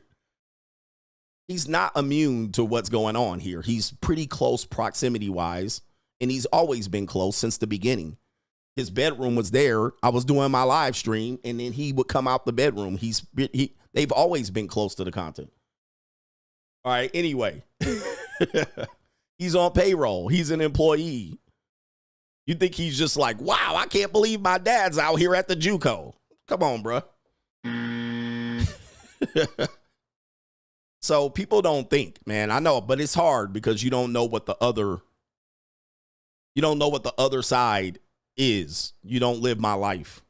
Shout out to Jahari. He says, would you say in today's world, the smartest thing a man should do is require a woman to get her panels done before any kind of intimacy?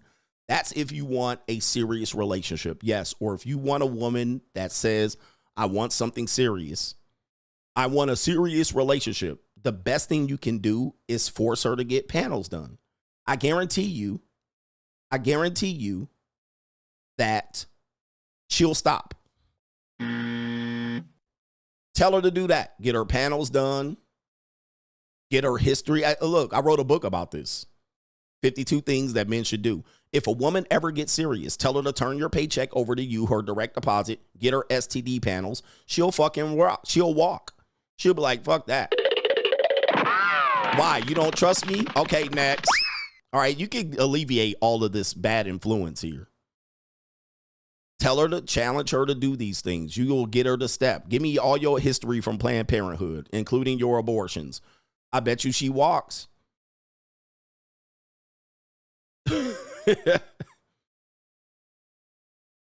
All right, but, you know, a lot of men don't do this. And then they end up, coach, man, what happened? This girl finessed me and told me this. I want to move in. I want to be serious. I want to be married someday. Oh, I require any woman that's my wife to directly deposit her check into my fucking account. All right? She got. Oh, you live with me. You direct deposit my check, your check into my account. Well, why? That's my money. No, that's my money. That's our money. You don't get to keep and hold on to your own goddamn money. Well, I don't like that. Well, get the stepping. End the conversation. Conversation over. Good. Well, that was easy. You didn't want a commitment. Bye. All right. See you later. Sayonara. Y'all having problems with the Ko-Fi? All right, but you can only get this way when you learn. You got to learn. You got to learn the hard way. That's toxic. Okay, bye. All right, I don't know what the fuck to tell you. Go find another guy. I'm toxic. But no, telling them no only makes them try to find another lazy way to ask you. Okay, this is what we're going to do. Get your STD panels. Give me your Planned Parenthood records and sign your check over to me. You don't want to do it, kick fucking rocks. All right, you'll find out. Okay, kick rocks. I don't got time to debate this shit. You don't want to follow no instructions? Like, they don't even want to follow instructions walking in the door. All right, what makes you think they're going to follow instructions when they put their clothes in the closet? All right, here we go right here. Oh, man. Play hardball with these people, man. Make them pony up. But yeah, you could ask for their STD history. And you're going to find out she a skeezer. But you got to also put yours up there too. So you better put yours up there too. And shout out to our brother Prince. Says, yo, coach, when I wanted to move to Colombia and have been there several times, I have a remote IT job, but don't know how to break up with the girlfriend. She treats me good, but wants to get married. I'm 29. She wants to eventually get married, but I want to be a free agent.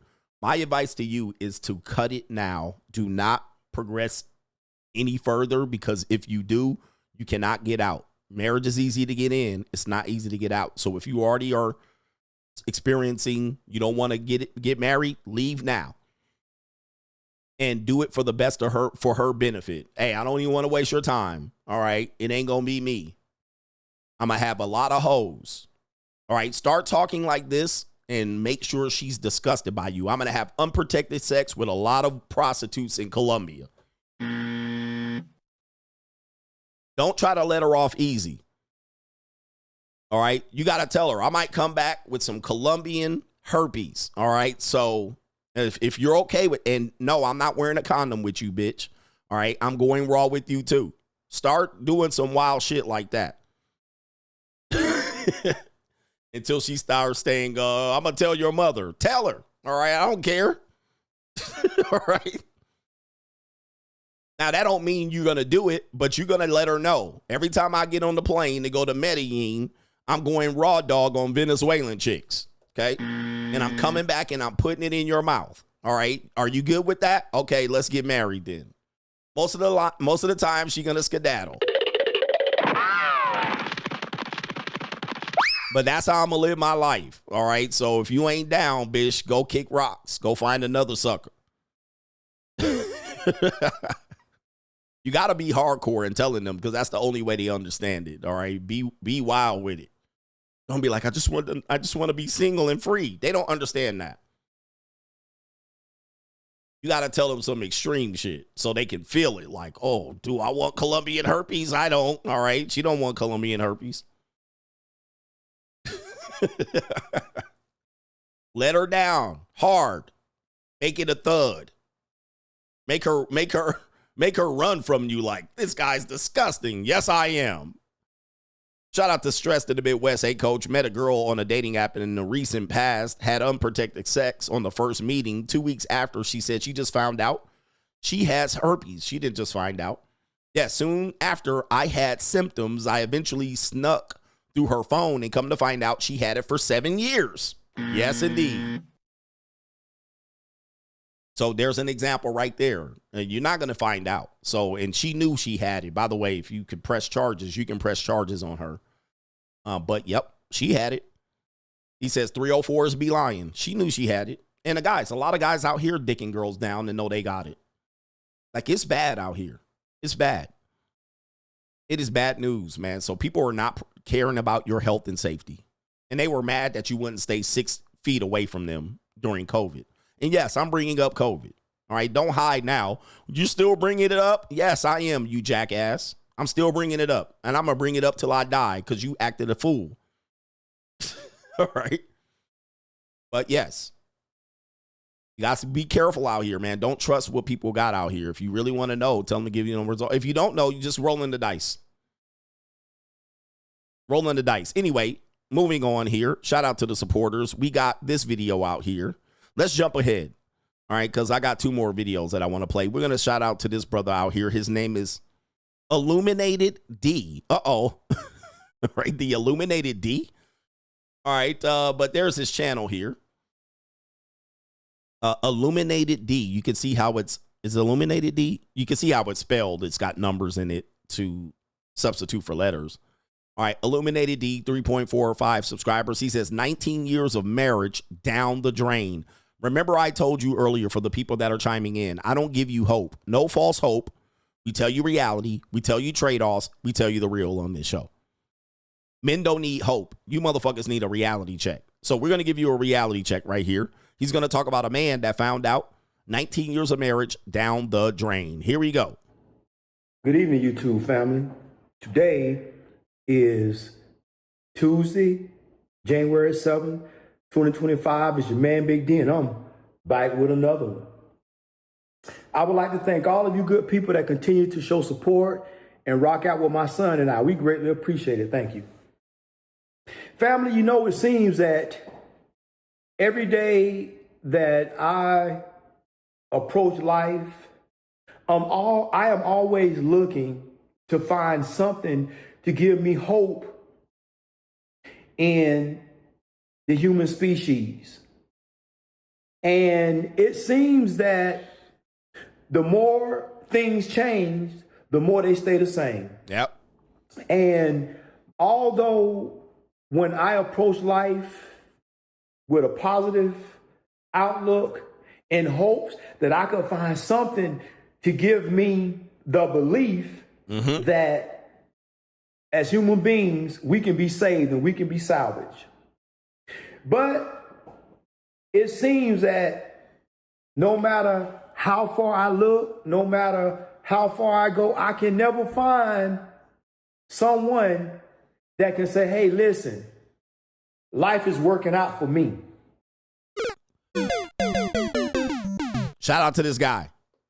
Haven't I been telling you that? Coach, men need hope. Man, fuck your hope. All right? We out here with scars. Ninjas is getting tossed out here. Pause. It's real out here. This ain't no fucking joke. That's from a rap song. I can't remember. It's real. You're going to get a reality check. You're going to get a gut punch. Don't come out here looking for hope. Nigga, hope is not a strategy, said Tom Brady. All right. Thomas, give me credit next time. It's not a strategy, man. Shit is real. This ain't no fucking game. For you young men listening to me, ain't no goddamn games out here. Don't think you're going to find a girl that's going to debunk CGA. It's not a matter of if, it's a matter of when. Okay? So these men, they waking up, all right? And they trying to find, let me find the hope out here. This shit is challenging out here. Life ain't free. Women ain't free.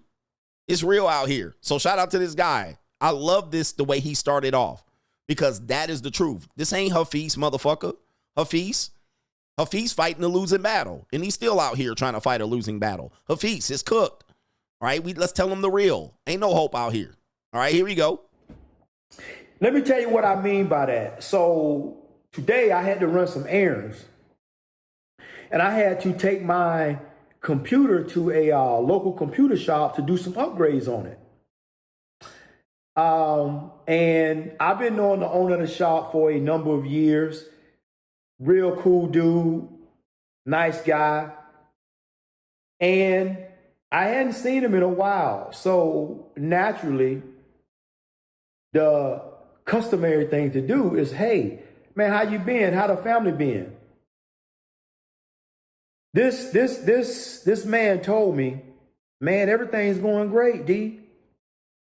Other than my wife wanting to get a divorce. And I was like, what? Said, man, you've been married for like a number of years, 19 years to be exact.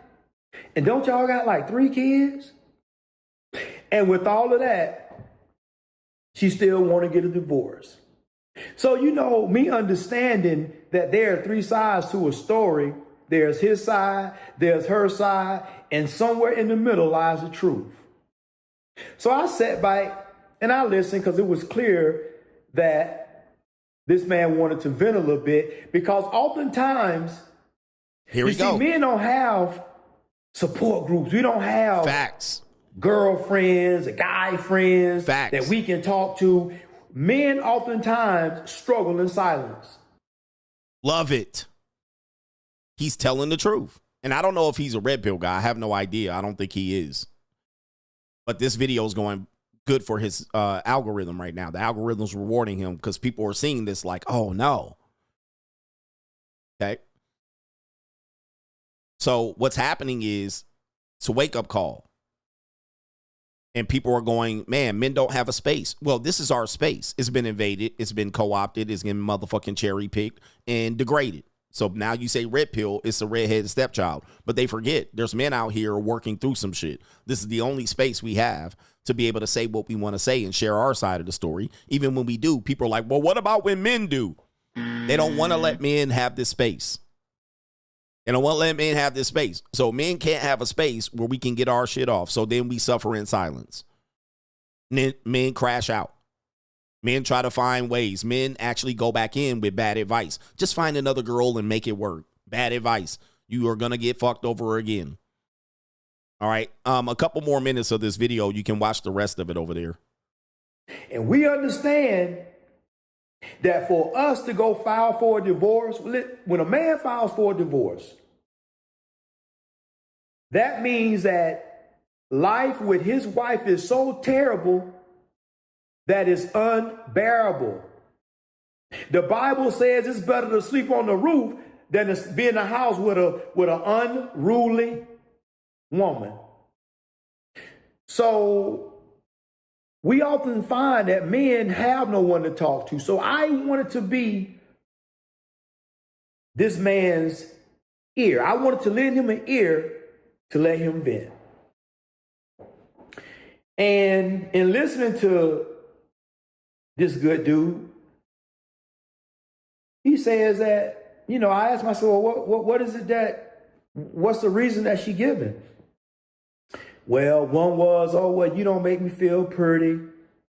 Another was, well, you know, you don't really help around the house. I'm not happy. When I tell you I got this shit figured out, There's no legit reason. She just ain't happy. I'm not happy.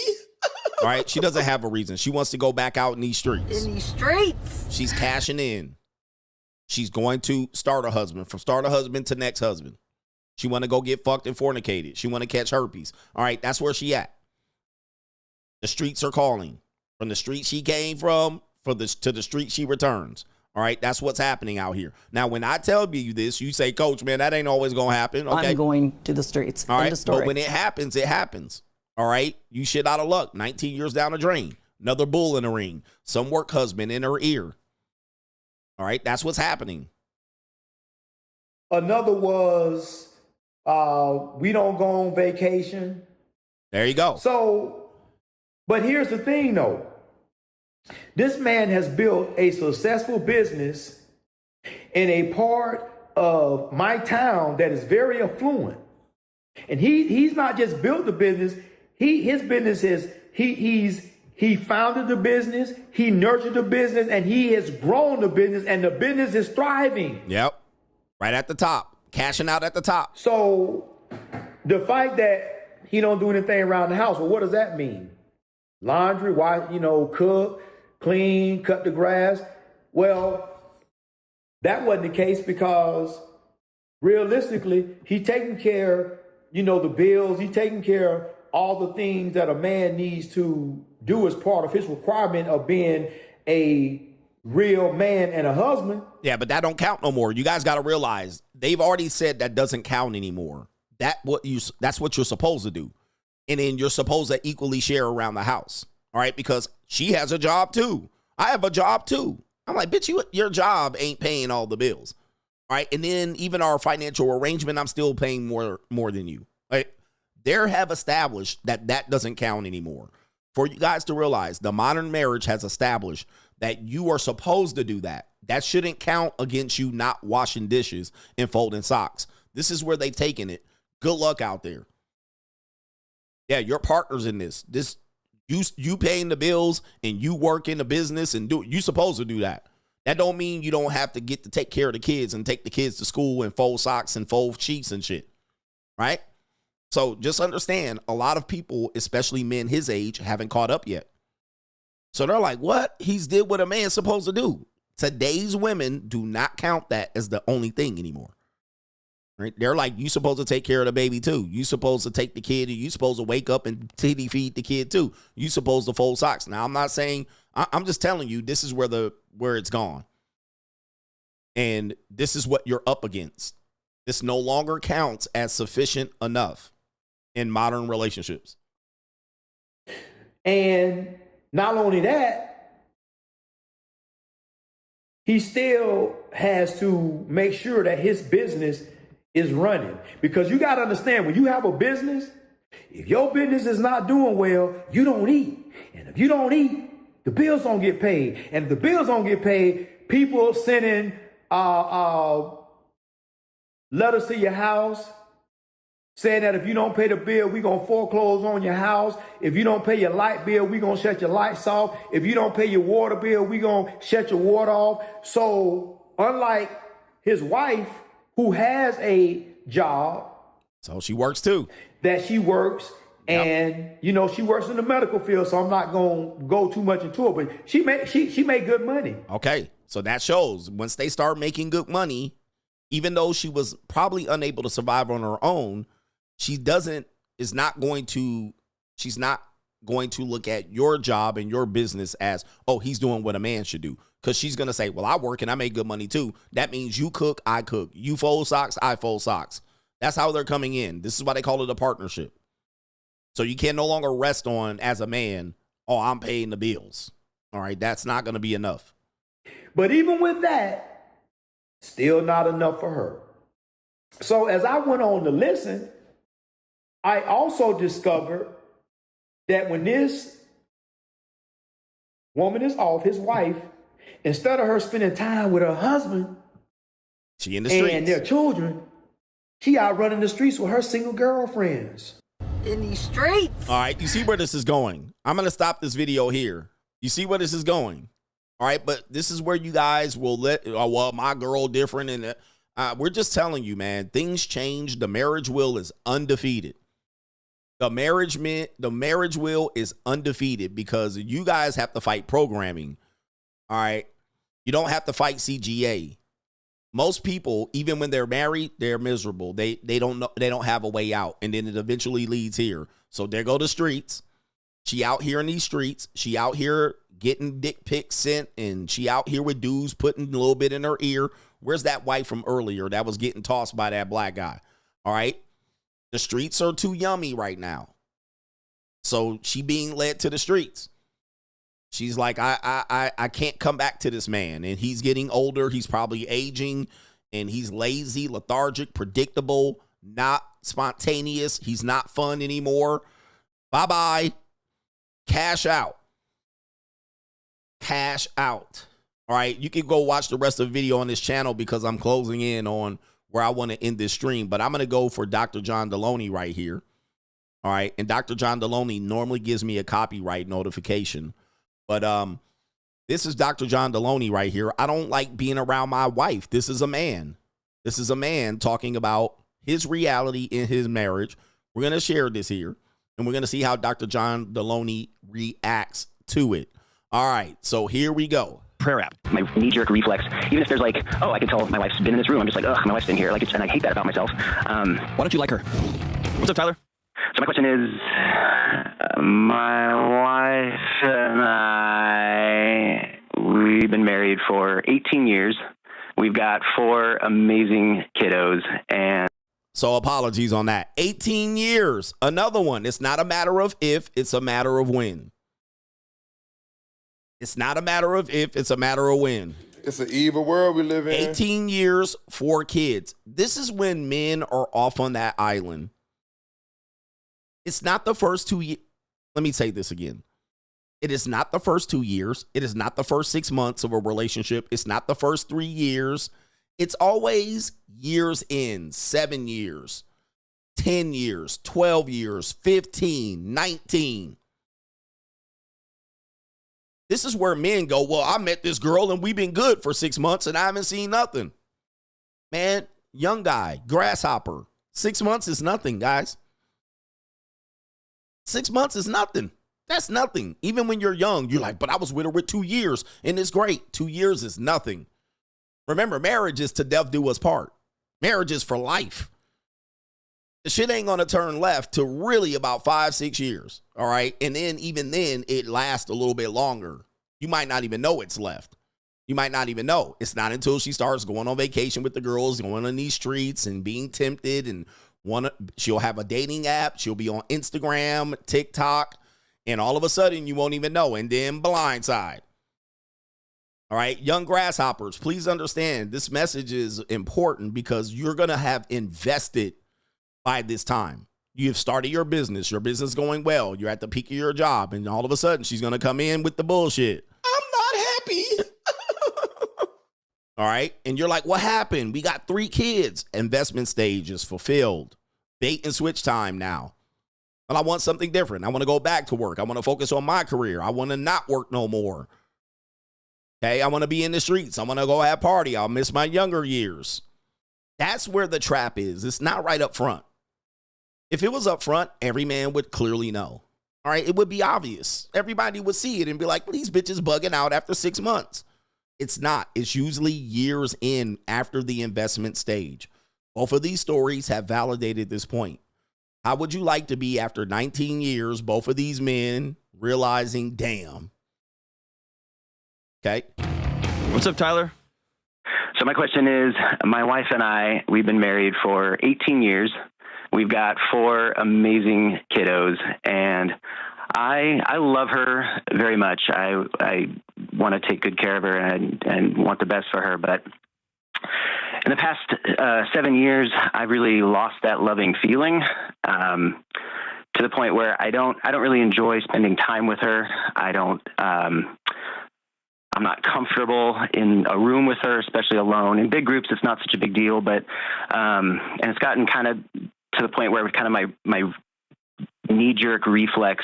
Even if there's like, oh, I could tell my wife's been in this room. I'm just like, ugh, my wife's been here. Like and I hate that about myself. Why don't you like her? My question is, why don't you like her? It's not the love and feeling. You don't like her. Why don't you like her? Why aren't y'all friends?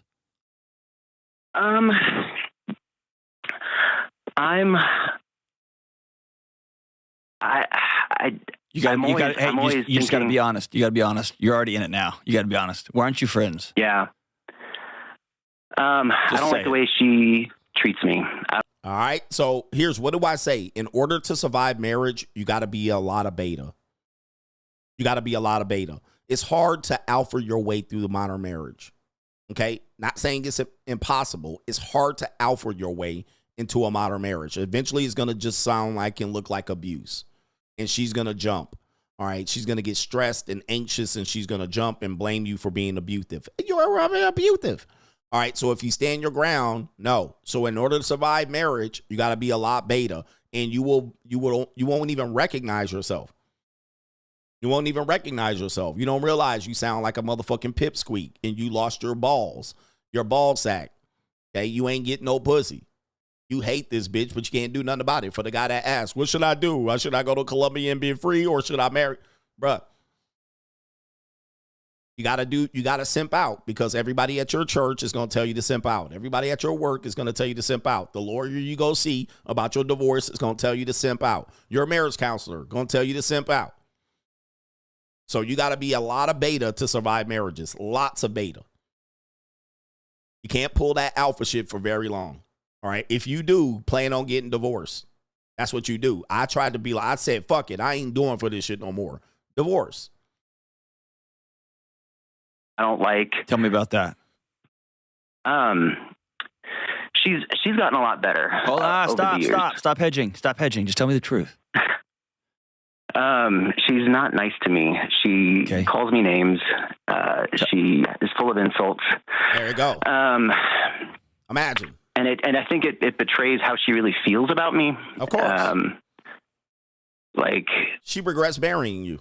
So like just in the course of conversation, like a couple of years ago, I was like, hey, I'm self-employed. I think it's time to hire somebody. I think I need to hire somebody. And her response isn't, oh, is the business growing? No, it's, oh, you're so lazy. Is this work beneath you? You just can't do it yourself. I'm like, no, I think this is, And this is white women.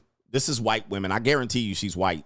White women are passive aggressive, and they play the long game, and they won't be upfront and direct. They will be very sneaky and mousy, and then they will mouth off and pop off on you and say conniving things like this to their husbands. All right. So they're very, very good at this.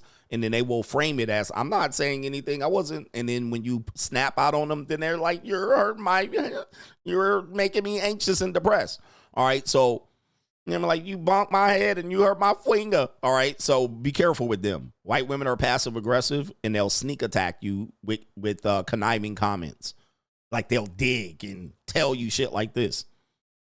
All right. And then you'll take it because you don't seem as reckless with it. Oh, maybe she's trying to tell me about something. Maybe I need to make her happy.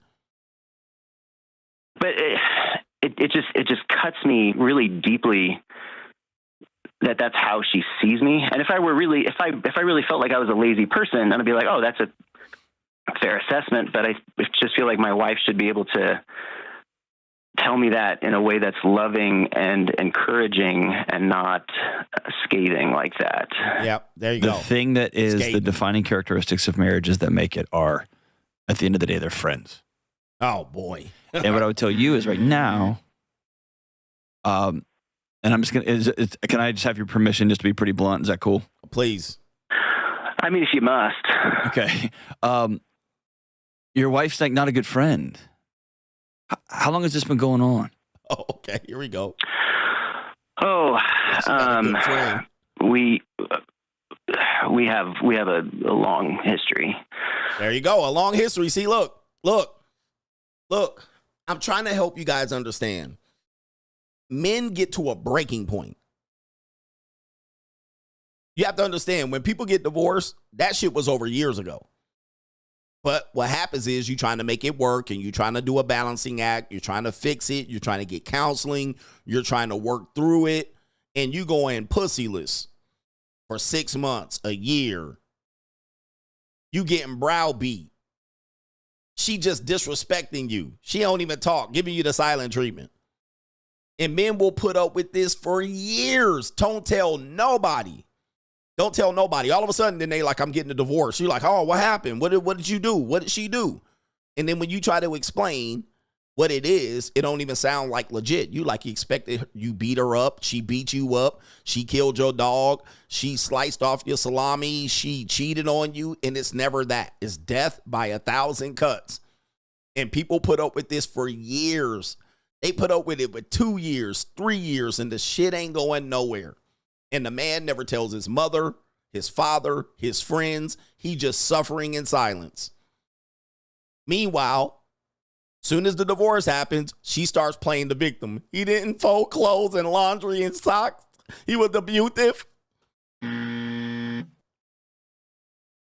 He forced me into another man's arms. He made me cheat on another man. And you sitting there like, what? You was toxic for about 2 or 3 years. We ain't fucked in 2 or 3 years. The only time we talk is when there's company at the house. Then when the company leaves, we go back to a separate room. This is a fact. But then when we talk about it, we're the bitter and hurt ones. But this is the reality. Men put up with a gang of bullshit. And then she pulls the plug and comes out the victim. There's a good deal of trauma in there too. What does that mean? So we met in college through the college Christian group. I was pretty immature and uncertain about my theology. We were trying to stay when we became romantically involved. We were trying to stay pure before marriage and all that. And she literally, for starters, we kind of divulged our sexual history too soon. And then I felt like I couldn't break up with her, because then it would seem like it was because I was upset about her sexual past or whatever. And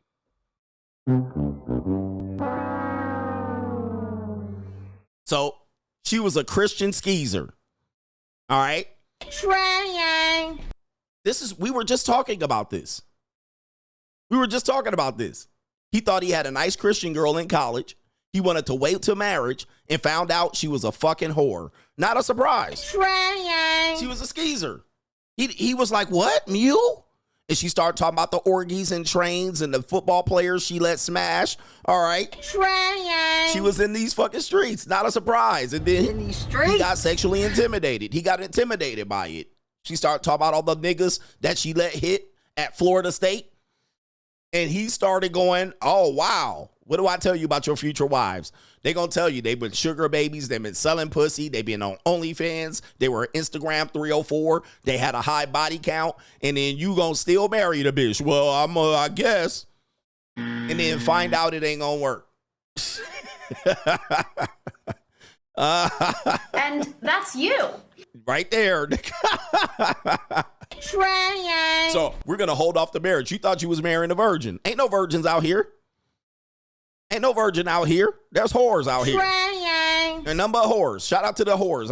I'm not mad at 304s. I love 304s. All right. I ain't going to marry you.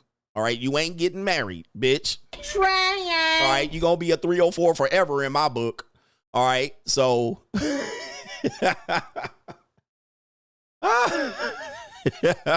Found out she was an OnlyFans schizoid. All right. Yep. Hey, man, it happens, bro. You found out she was on Dan Bilzerian boat. Okay, yep. You found out she had a sugar daddy with a boat. All right, it is. Get him, daddy. She found out she was a stripper in her past, and he couldn't handle it. And so he married her anyway. I don't want to judge you or anything. No, you getting judged. Trying. Skeezer. All right, I like skeezers, but you ain't getting married to me. That's what happened. And so now he could never kick the habit that she got raw doggy by niggas at Florida State. That's what happened. She messed with some black guys, and she probably was a Lily Lint licker. All right. So he realizing he's sexually inadequate with her, but he had to play the role. All right. Maybe it's his workout. And then it was like she was auditioning to be my wife. It was like she couldn't keep her hands off me. This came up in like a marriage counseling thing that my jaw hit the floor when she said this several years ago. She said she had sexually assaulted me in one of our dorm rooms. I remember, and this makes I feel crazy. I remember being really, really mad at her after the fact, and I remember thinking like, no one is going to believe me. Okay. And I remember, this is the wild thing. I remember being so mad at her, but not remembering what I was mad about. What the hell? Oh my God, no way.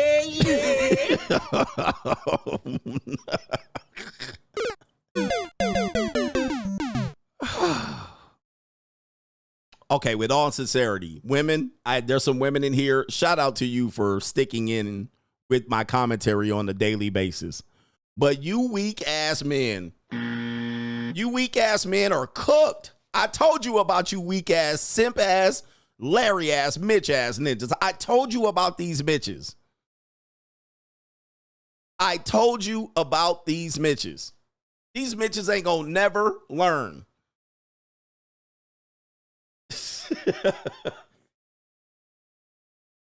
It's hard for me to feel sympathetic for these Mitches because these Mitches, Hafiz like type Mitches, y'all never gonna get it.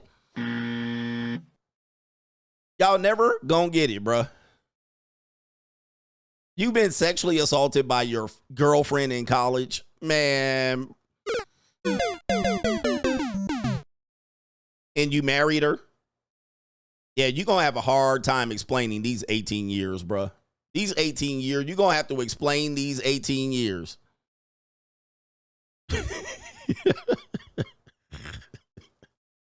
What?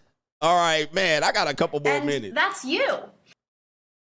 But guys, these are the men women target for marriage. Believe it or not. They're not targeting Alpha, Tyrone, Chad. They try to get married Chad. Chad tells them to go kick rocks. And when I told you they will find a way to find it to the marriage, they will go find the Mitches. And you believe them, coach. I met a good woman. She a God-fearing woman. But she a skeezer out here. 100%. She out there been skeezing. Trying.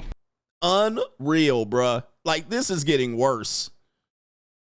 Oh, shout out to the men that have been real victims of sexual assault, by the way. I don't know what she did to this man. But this man was not ready. I went to one of the leaders in the Christian group, and he said that I needed to forgive her, and that means that I should act like it didn't happen. Well, that guy, hold on, stop. That guy sucks. Yes, I understand that now. That guy's.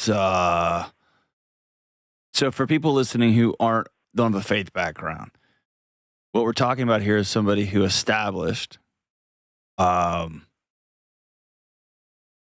sexual intimacy boundaries, and the other party, I don't care which gender's which, crashed through them. And it's common to not remember details right away.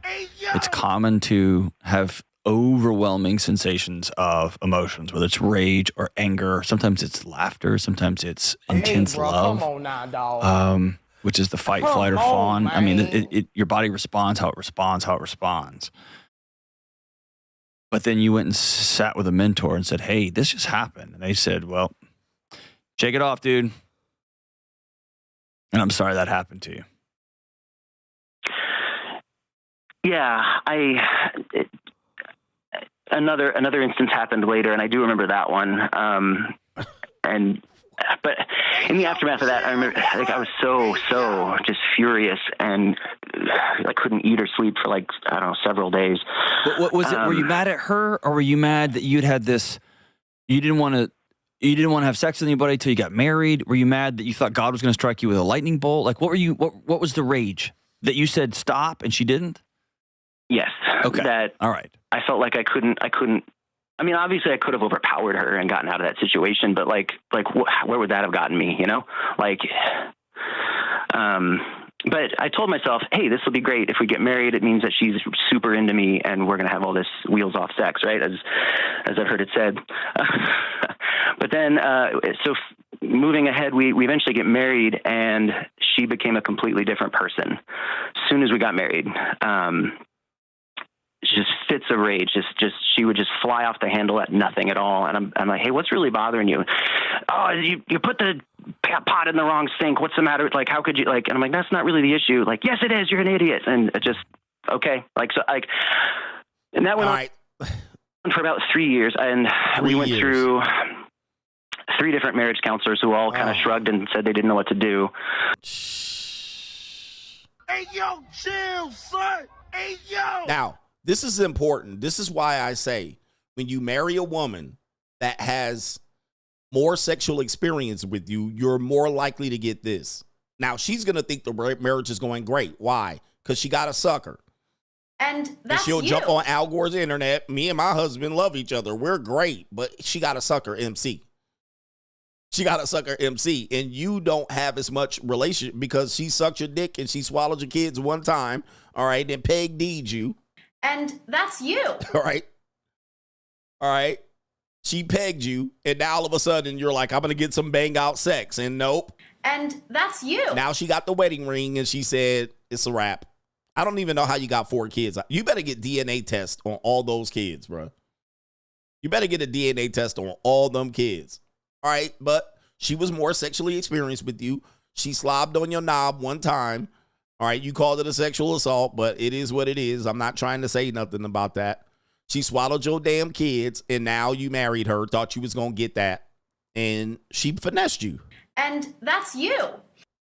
She got a simp, she got a gump, and she got damn near 2 decades out of your goofy ass, and she going to get more income. So we got to realize a lot of men are like this.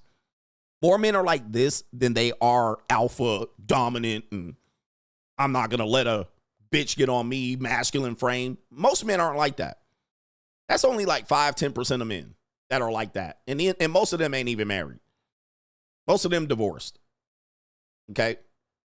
Most men aren't these guys out here, I be putting bitches on the blade and I be keeping a hoe in check. Most men are not like that. And the guys that are like that are not married.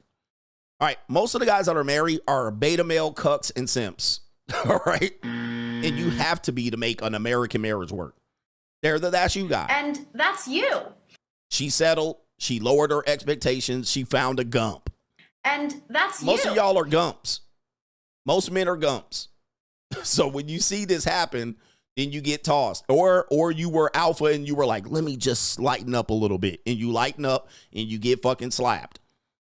You guys got to remember, and I'm going to end it with this, because a lot of times when you're ready for relationships and marriage, you're going to change, right? You're out here being a playboy and a player, and then you're like, man, let me settle down. First bitch that comes up. She looked nice. She looks like a nice woman, and you start treating her nice. Yeah, baby, I'm going to do this, and you're nice, and I'm going to do. But what she doesn't know is who you were in the past. She doesn't know this.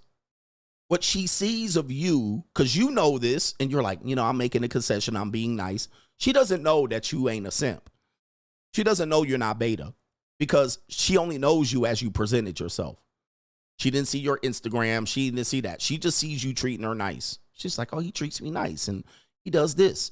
And then she goes along with your wanting to have a legacy and get married. She doesn't know you were out here in these streets. So guess what happens? She treats you as such. She treats you as such. You rush her down there. She only knows you for 6 months, a year, 2 years. She only sees that side of you. And then she thinks you just, that's you guy. And that's you. And she'll be like, I wonder why other girls didn't marry you. Well, you was out here being a player and a pimp. And then you said, I'm going to straighten up and be more mature. I make $75K at my job, and I'm going to now be able to support a family, and I'm done with I don't want to be a player no more. Well, she doesn't know you were a player. She doesn't know you were a jerk, an asshole. You left a goddamn cemetery full of skeezers and hoes. And can I get to 1,000 likes? She doesn't know that. So what'll happen is you'll bitch up. She only knows the bitch in you. And she's going to treat you accordingly. She's like, this was too easy. Have you ever done that? You got with a girl and you made it super easy and she didn't realize who she was dealing with? He was like, this bitch don't know who she dealing with. Why? Because you made it too easy. You made it way too easy for her. You start treating her nice from the rip. You don't argue with her. You keep it easy. You're nice. You cuddle with her. You talk. You listen. And she's like, this guy is unbelievable. I'm marrying him. She don't know you were a jerk. She don't know you were a player. She didn't know you used to run orgies and trains. She didn't know you used to disrespect bitches. She didn't know you were alpha. She doesn't know that part of you, and nor does she care. She doesn't even see it. Most times, because I'm pretty indifferent with women, they see me first, and then they see my social media later. And they are flabbergasted. They're like, phew. They were like, wait, I found your social media. And I'm like, yeah. They're like, look at how you're talking on here. And she's like, but I don't see that part of you. And I'm like, yeah, because I don't talk like that all day. All right. I don't talk to women like that. I'm not out telling the red pill to women when I'm outside, bitch, the red pill. I'm calm, cool, collected, and different. I don't talk to women about important things because they're useless to talk to. All right. Politics, money. They don't know shit about any of these things. Relationships, they only know from their perspective. So they're pointless to talk about. So what they'll happen is they'll see me, then they'll see the social media. And they're like, what's going on? And I'm like, yeah, that's me too, bitch. All right. That's what I do for my show. That's my philosophy. I know who the fuck you are. So don't think you're going to finesse me. What'll happen is they'll think they're going to finesse me. They're like, oh, he just don't know. He don't know because he don't talk about it. He don't argue with me. Then they find my social media and they're like, all right. All right. They're like flabbergasted. All right. So you got to remember, they only know what they see in front of them. So if they see you being a bitch and a beta, they're going to treat you like a bitch or a beta. If they see you being masculine, they're going to treat you like you're masculine. If they see you being aggressive, they're going to treat you like you're an aggressive person. They take you for granted.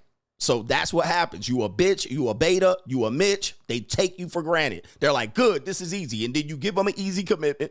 She didn't have to work for it. You didn't have to wait it out. You're rushing her. You want the commitment. You want the cuddles. She does it. She's like, this is a slam fucking dunk. Slam dunk. Bitch beta, I got one. On the hook. She was fishing, and then she found your bitch ass. And that's so you. Now she gonna treat you as such. That's all they see. So that's what happened to him.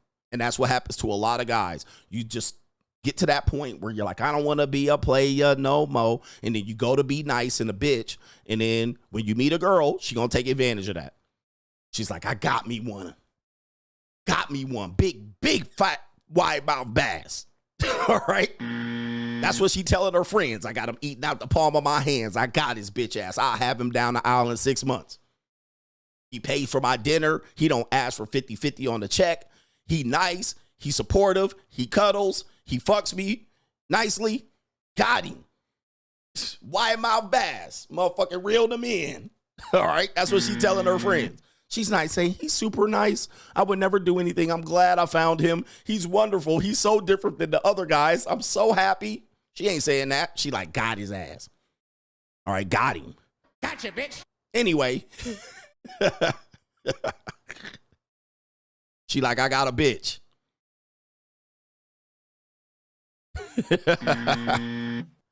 And then she gonna treat you in kind. 100%. She gonna treat you like shit in kind. She gonna run all over your ass. Because at the end of the day, women need to be checked. Now, I'm not telling you to do it, but they need to be in check. Or they gonna act up. They're like children. If they ain't in line and nobody's holding them accountable, they're gonna act like a child. And they're gonna play goofy games with you, gaslight you, manipulate you. They're gonna play you like a bitch ass ninja. They're gonna lie to your face. They're going to play plausible deniability. They're going to play all them goofy games that they come downloaded with and equipped with. And they're going to play you like a fucking fool. All right? And I say every woman is capable of doing that. Every single one of them. They will play that role until they get what they want. Trust me on, challenge me on that. All right? Challenge me on that. They ain't never going to be like, I'm appreciative of my nice husband. I'm going to always grab my ankles when I'm around him. No, they know. Women inherently do not like to have sex with nice guys. Inherently. There is no getting around that. They cannot get pussy wet for nice guys. They're incapable of it. They're incapable of it. Their body don't even work this way. Their body is incapable of producing mucus to lubricate their vagina for nice guys.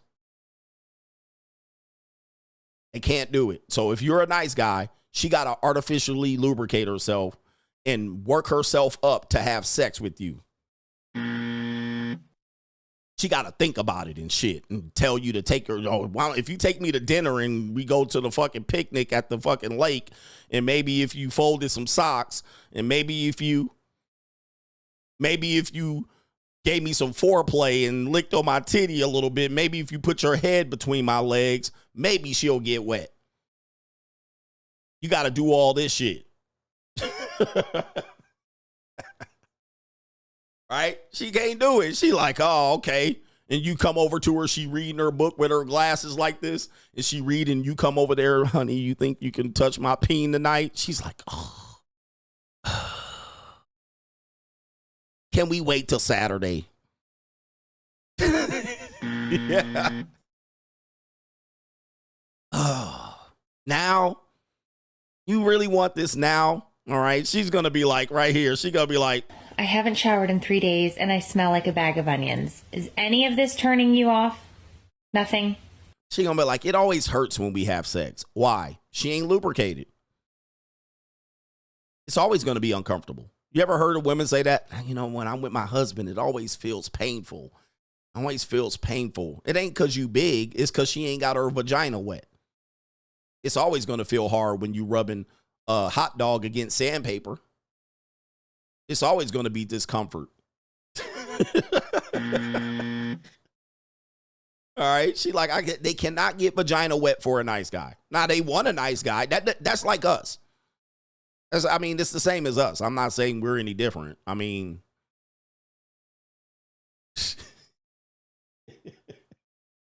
let me stop, man. She ain't excited. It's all tensed up. She all tensing, squeezing her legs. She ain't even letting her legs drop wide open so you can stroke that goddamn thing. All right, it's all pussy, all dry. All right, she's like, it's not right.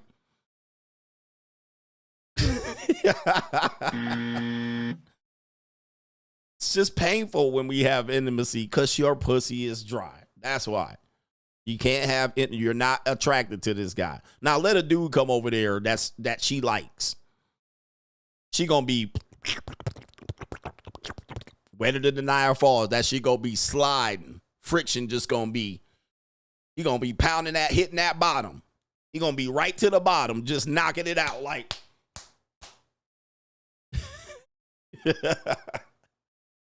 Ooh wee. All right, I'm giving y'all too much truth for you virgin ear ninjas. Y'all about to crash out today. We don't want that, but I got to get to these super chats. I didn't want to go this long today.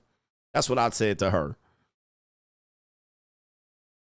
Shout out to Abdul says, I don't make much, but I'll give you what I can. Shout out to you. Oh, and I ordered your book. It'll be here tomorrow. I acknowledge you. Shout out to you, man. Thank you, man. Enjoy the book. Read it seriously.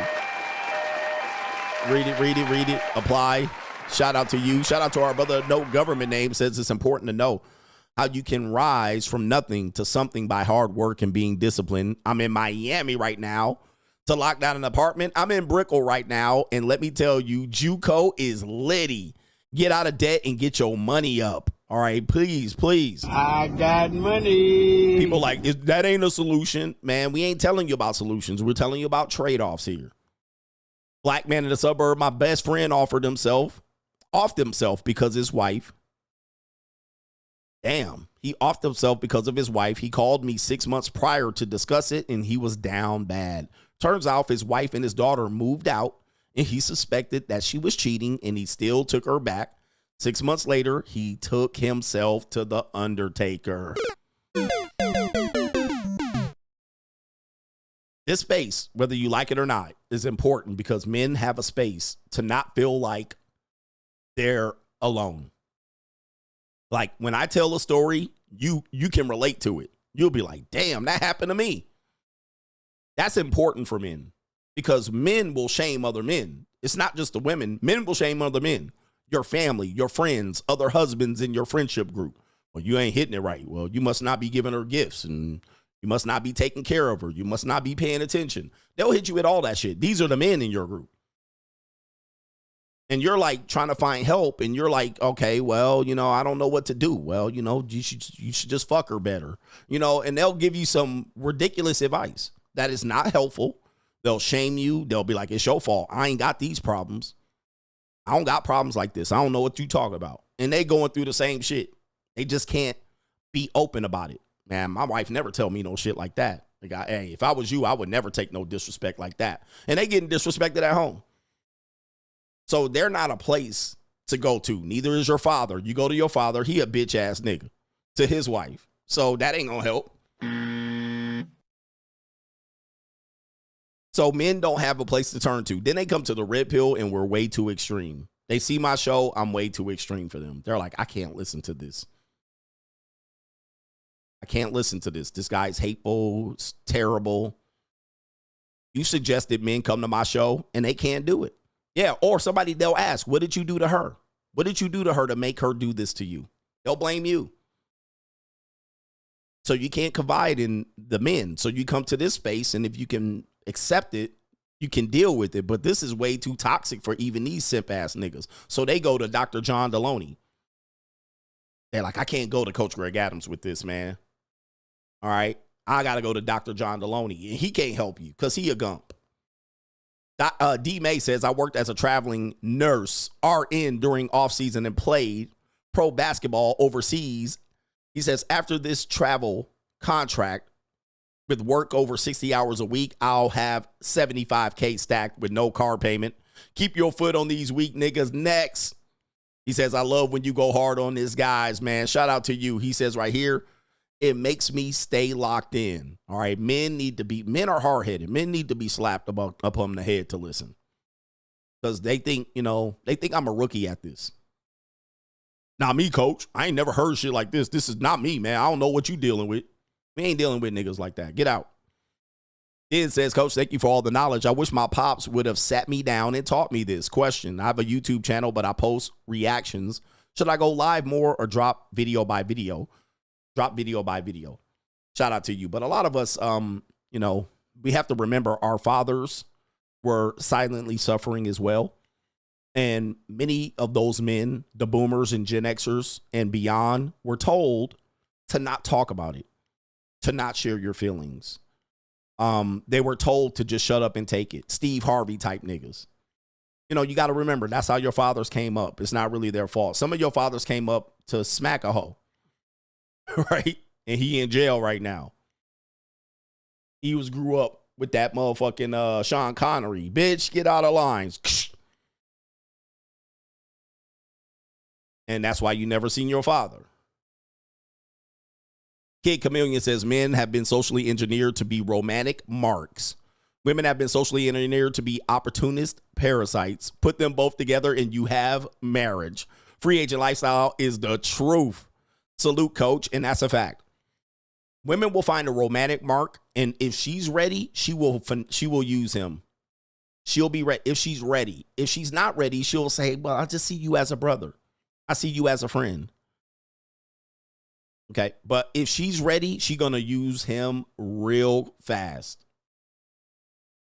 She's going to use him, and it's going to be terrible. It's almost going to end up not well. And the data supports this. Kika Spade says, CGA spitting nothing but facts. I only tell the truth around here, and it's a hard truth. All right, I'm going to tell you, it is a very, very difficult truth. I get it, man. And if you're a person that just can't listen to this and accept this, I get it, man. But trust me, I'm not here to cause any harm. As you guys know, if you dive deep into my content, I'm fine with women. I'm just never getting married legally again. All right. Just never. It's just not appealing to me. It's just not worth it. I don't intend to have any kids, but So that's where I'm at with it. But I'm going to tell you the truth. I'm not going to sugarcoat shit around here. I'm not sugarcoating shit around here. You're going to find out, though. Keep fucking around. All right. But what men will do is they'll try to see this early on. I'm going to try to find this early on. Women are very crafty. 6 months, 1 day. A woman can tell a lie for 6 months straight. She can falsely misrepresent herself for 6 months straight and give you no clue that she's toxic. You know why? She has a goal in mind. Her goal. She'll even put up with your bullshit. She'll be like, I'll put up with it because I see the goal. Not very many men are marriageable. If she's hell-bent on getting married and she sees there's a chance that you are marriageable, she'll sit up there and act for as long as she needs to act. That's only if she sees you're marriageable and she's ready to marry. If she's not ready to marry or she doesn't see I'm still out here in these streets, she'll just pass you off and friend zone you and try not to hurt your feelings. But if she sees, okay, he's marriageable, I got one. Not many men she meet are marriageable. So she'll like, all right, I'll overlook that shit. All right, I'll do it. Okay, all right, I'll make this shit work. She gonna do it and act real good. And you ain't gonna see nothing coming. You ain't gonna see it coming. You're gonna get blindsided. Shout out to No Government Name. Quick update, coach. I just got done with my orientation for my MBA. He says, and they say it's going to require 30 to 60 hours a week of studying and work. I just got a new job and they require 40 to 60 hours a week for me. I just am going to take that extra time I would have used for my school and dive into them YouTubes. F it. He says, that's what I really want to do anyway. So I made my decision. Thank you, coach. I'll join the Money Mindset officially. For the new journey. Shout out to you, man. Well, you know, these are hard lessons. All right, these are hard lessons. But yeah, man, shout out to you. Hopefully it works. But you're going to have to put 30 to 60 hours a week into that YouTube and social media. All right, because that shit don't come easy. 100%. Caitlin says, speaking of Will Chamberlain numbers, he says, what would be more impressive, sleeping with 20,000 women or sleeping with one woman 20,000 times? Well, for the man, sleeping with 20,000 women is quite impressive. But in those days are gone. Those days are gone. Most athletes can't do that anymore. All right, they're going to get a sexual harassment. Damn, there's another clip that I wanted to share, and I know I got to get out of here. But it was a woman saying, where was the clip? There was a woman talking about exactly what I was just talking about. They'll play the game for as long as they need to play it. Okay. Let me see here. Just briefly. Let me see if I can get it. Oh, man. It was a black woman talking about dating men and how to make it work. Damn, I can't find it.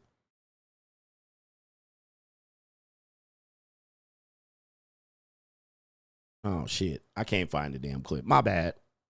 I didn't mean to tease the clip. Yep, it's gone. I must have deleted it. Pro LeGrand, 22-year-old Coach Gang member. I deliver Uber Eats at night for side gig money outside of my online business, and the unhappy husbands ordering wings and just upset that their girl or wife wanted food to have sex is crazy. Shit. They wanted food to have sex. All right, here, give me the wings. All right, right here. Guys, I'm going to tell you, man. Tell you, there's men in marriages doing their own laundry. They're not going to tell you this. I'm telling you now. I don't know what percentage of men. There's men in marriages doing their own laundry. They're making their own dinners.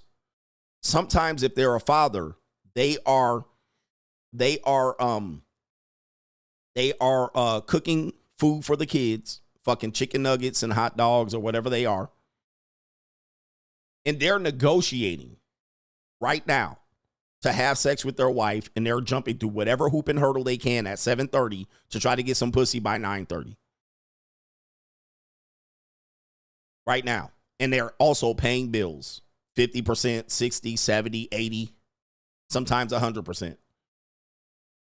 And they're doing their own laundry. and they're making their own dinners. They're making their lunches on motherfucking Saturday. She's not like, are you ready for a grilled cheese and tomato soup? Nope. You going in there making your own breakfast Saturday, Sunday morning. Sometimes men are making the breakfast for the family. They're standing up there cooking. And I'm not saying they shouldn't. What I'm saying is this idea that you guys have that men are out here getting served dutiful by wives out here, that shit is dead. That's dead in most modern marriages. All right, the only marriages that are kind of carrying that over are boomers. If they're boomers and they had that already established, sometimes they carry that over to today. But even those women are like, I'm done with that shit. Soon as the kids fly the coop and go to college, she like, I'm done. I'm done cooking and cleaning for you. Clean your own goddamn bathroom. Make your own goddamn grilled cheese. Tell me I ain't lying, okay? Soon as the kids move out and they start families, she start going to motherfucking bid whisk and poker night and girls' nights out, and she ain't about to make, nah, man, I ain't getting up in the morning making you breakfast before work. Make your own breakfast. And you still paying, though. When the bills come, she set them bitches on your desk. Wherever your desk is, wherever the bill stacks go, she gonna be like, oh, here's the cable bill, and she'll walk off. She ain't paying it. And you be like, bitch, pay it then. If you open the envelope, pay it. He said, the men I know do the cleaning. This is the modern marriage. And she out just like, all right, I'm out. I'm going out with the girls. Left you there with a dry dick. She didn't even suck your dick before she left. Nothing. She just got dressed, looking at her ass in the mirror, getting everything tight, tickling her titties like this, and walking out the fucking door. And he just sitting there waiting for him to hop on some porn. So he waiting for her to leave so he can hop on some porn.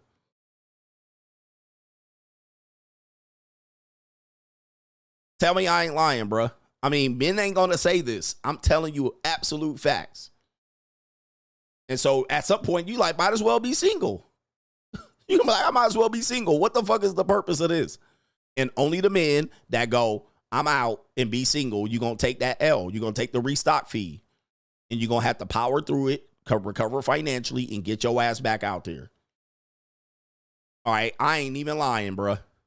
It's like that. And these married ass gump ass niggas will not tell you this. I'm telling you this. They are suffering in silence. He says tragic. Yep, it's tragic, man. These men are getting L's taken, and the women acting like this is a great deal. What's wrong with you making your own sandwiches? I'm not just going to be here waiting on you hand and foot. All right, whatever they're going to say.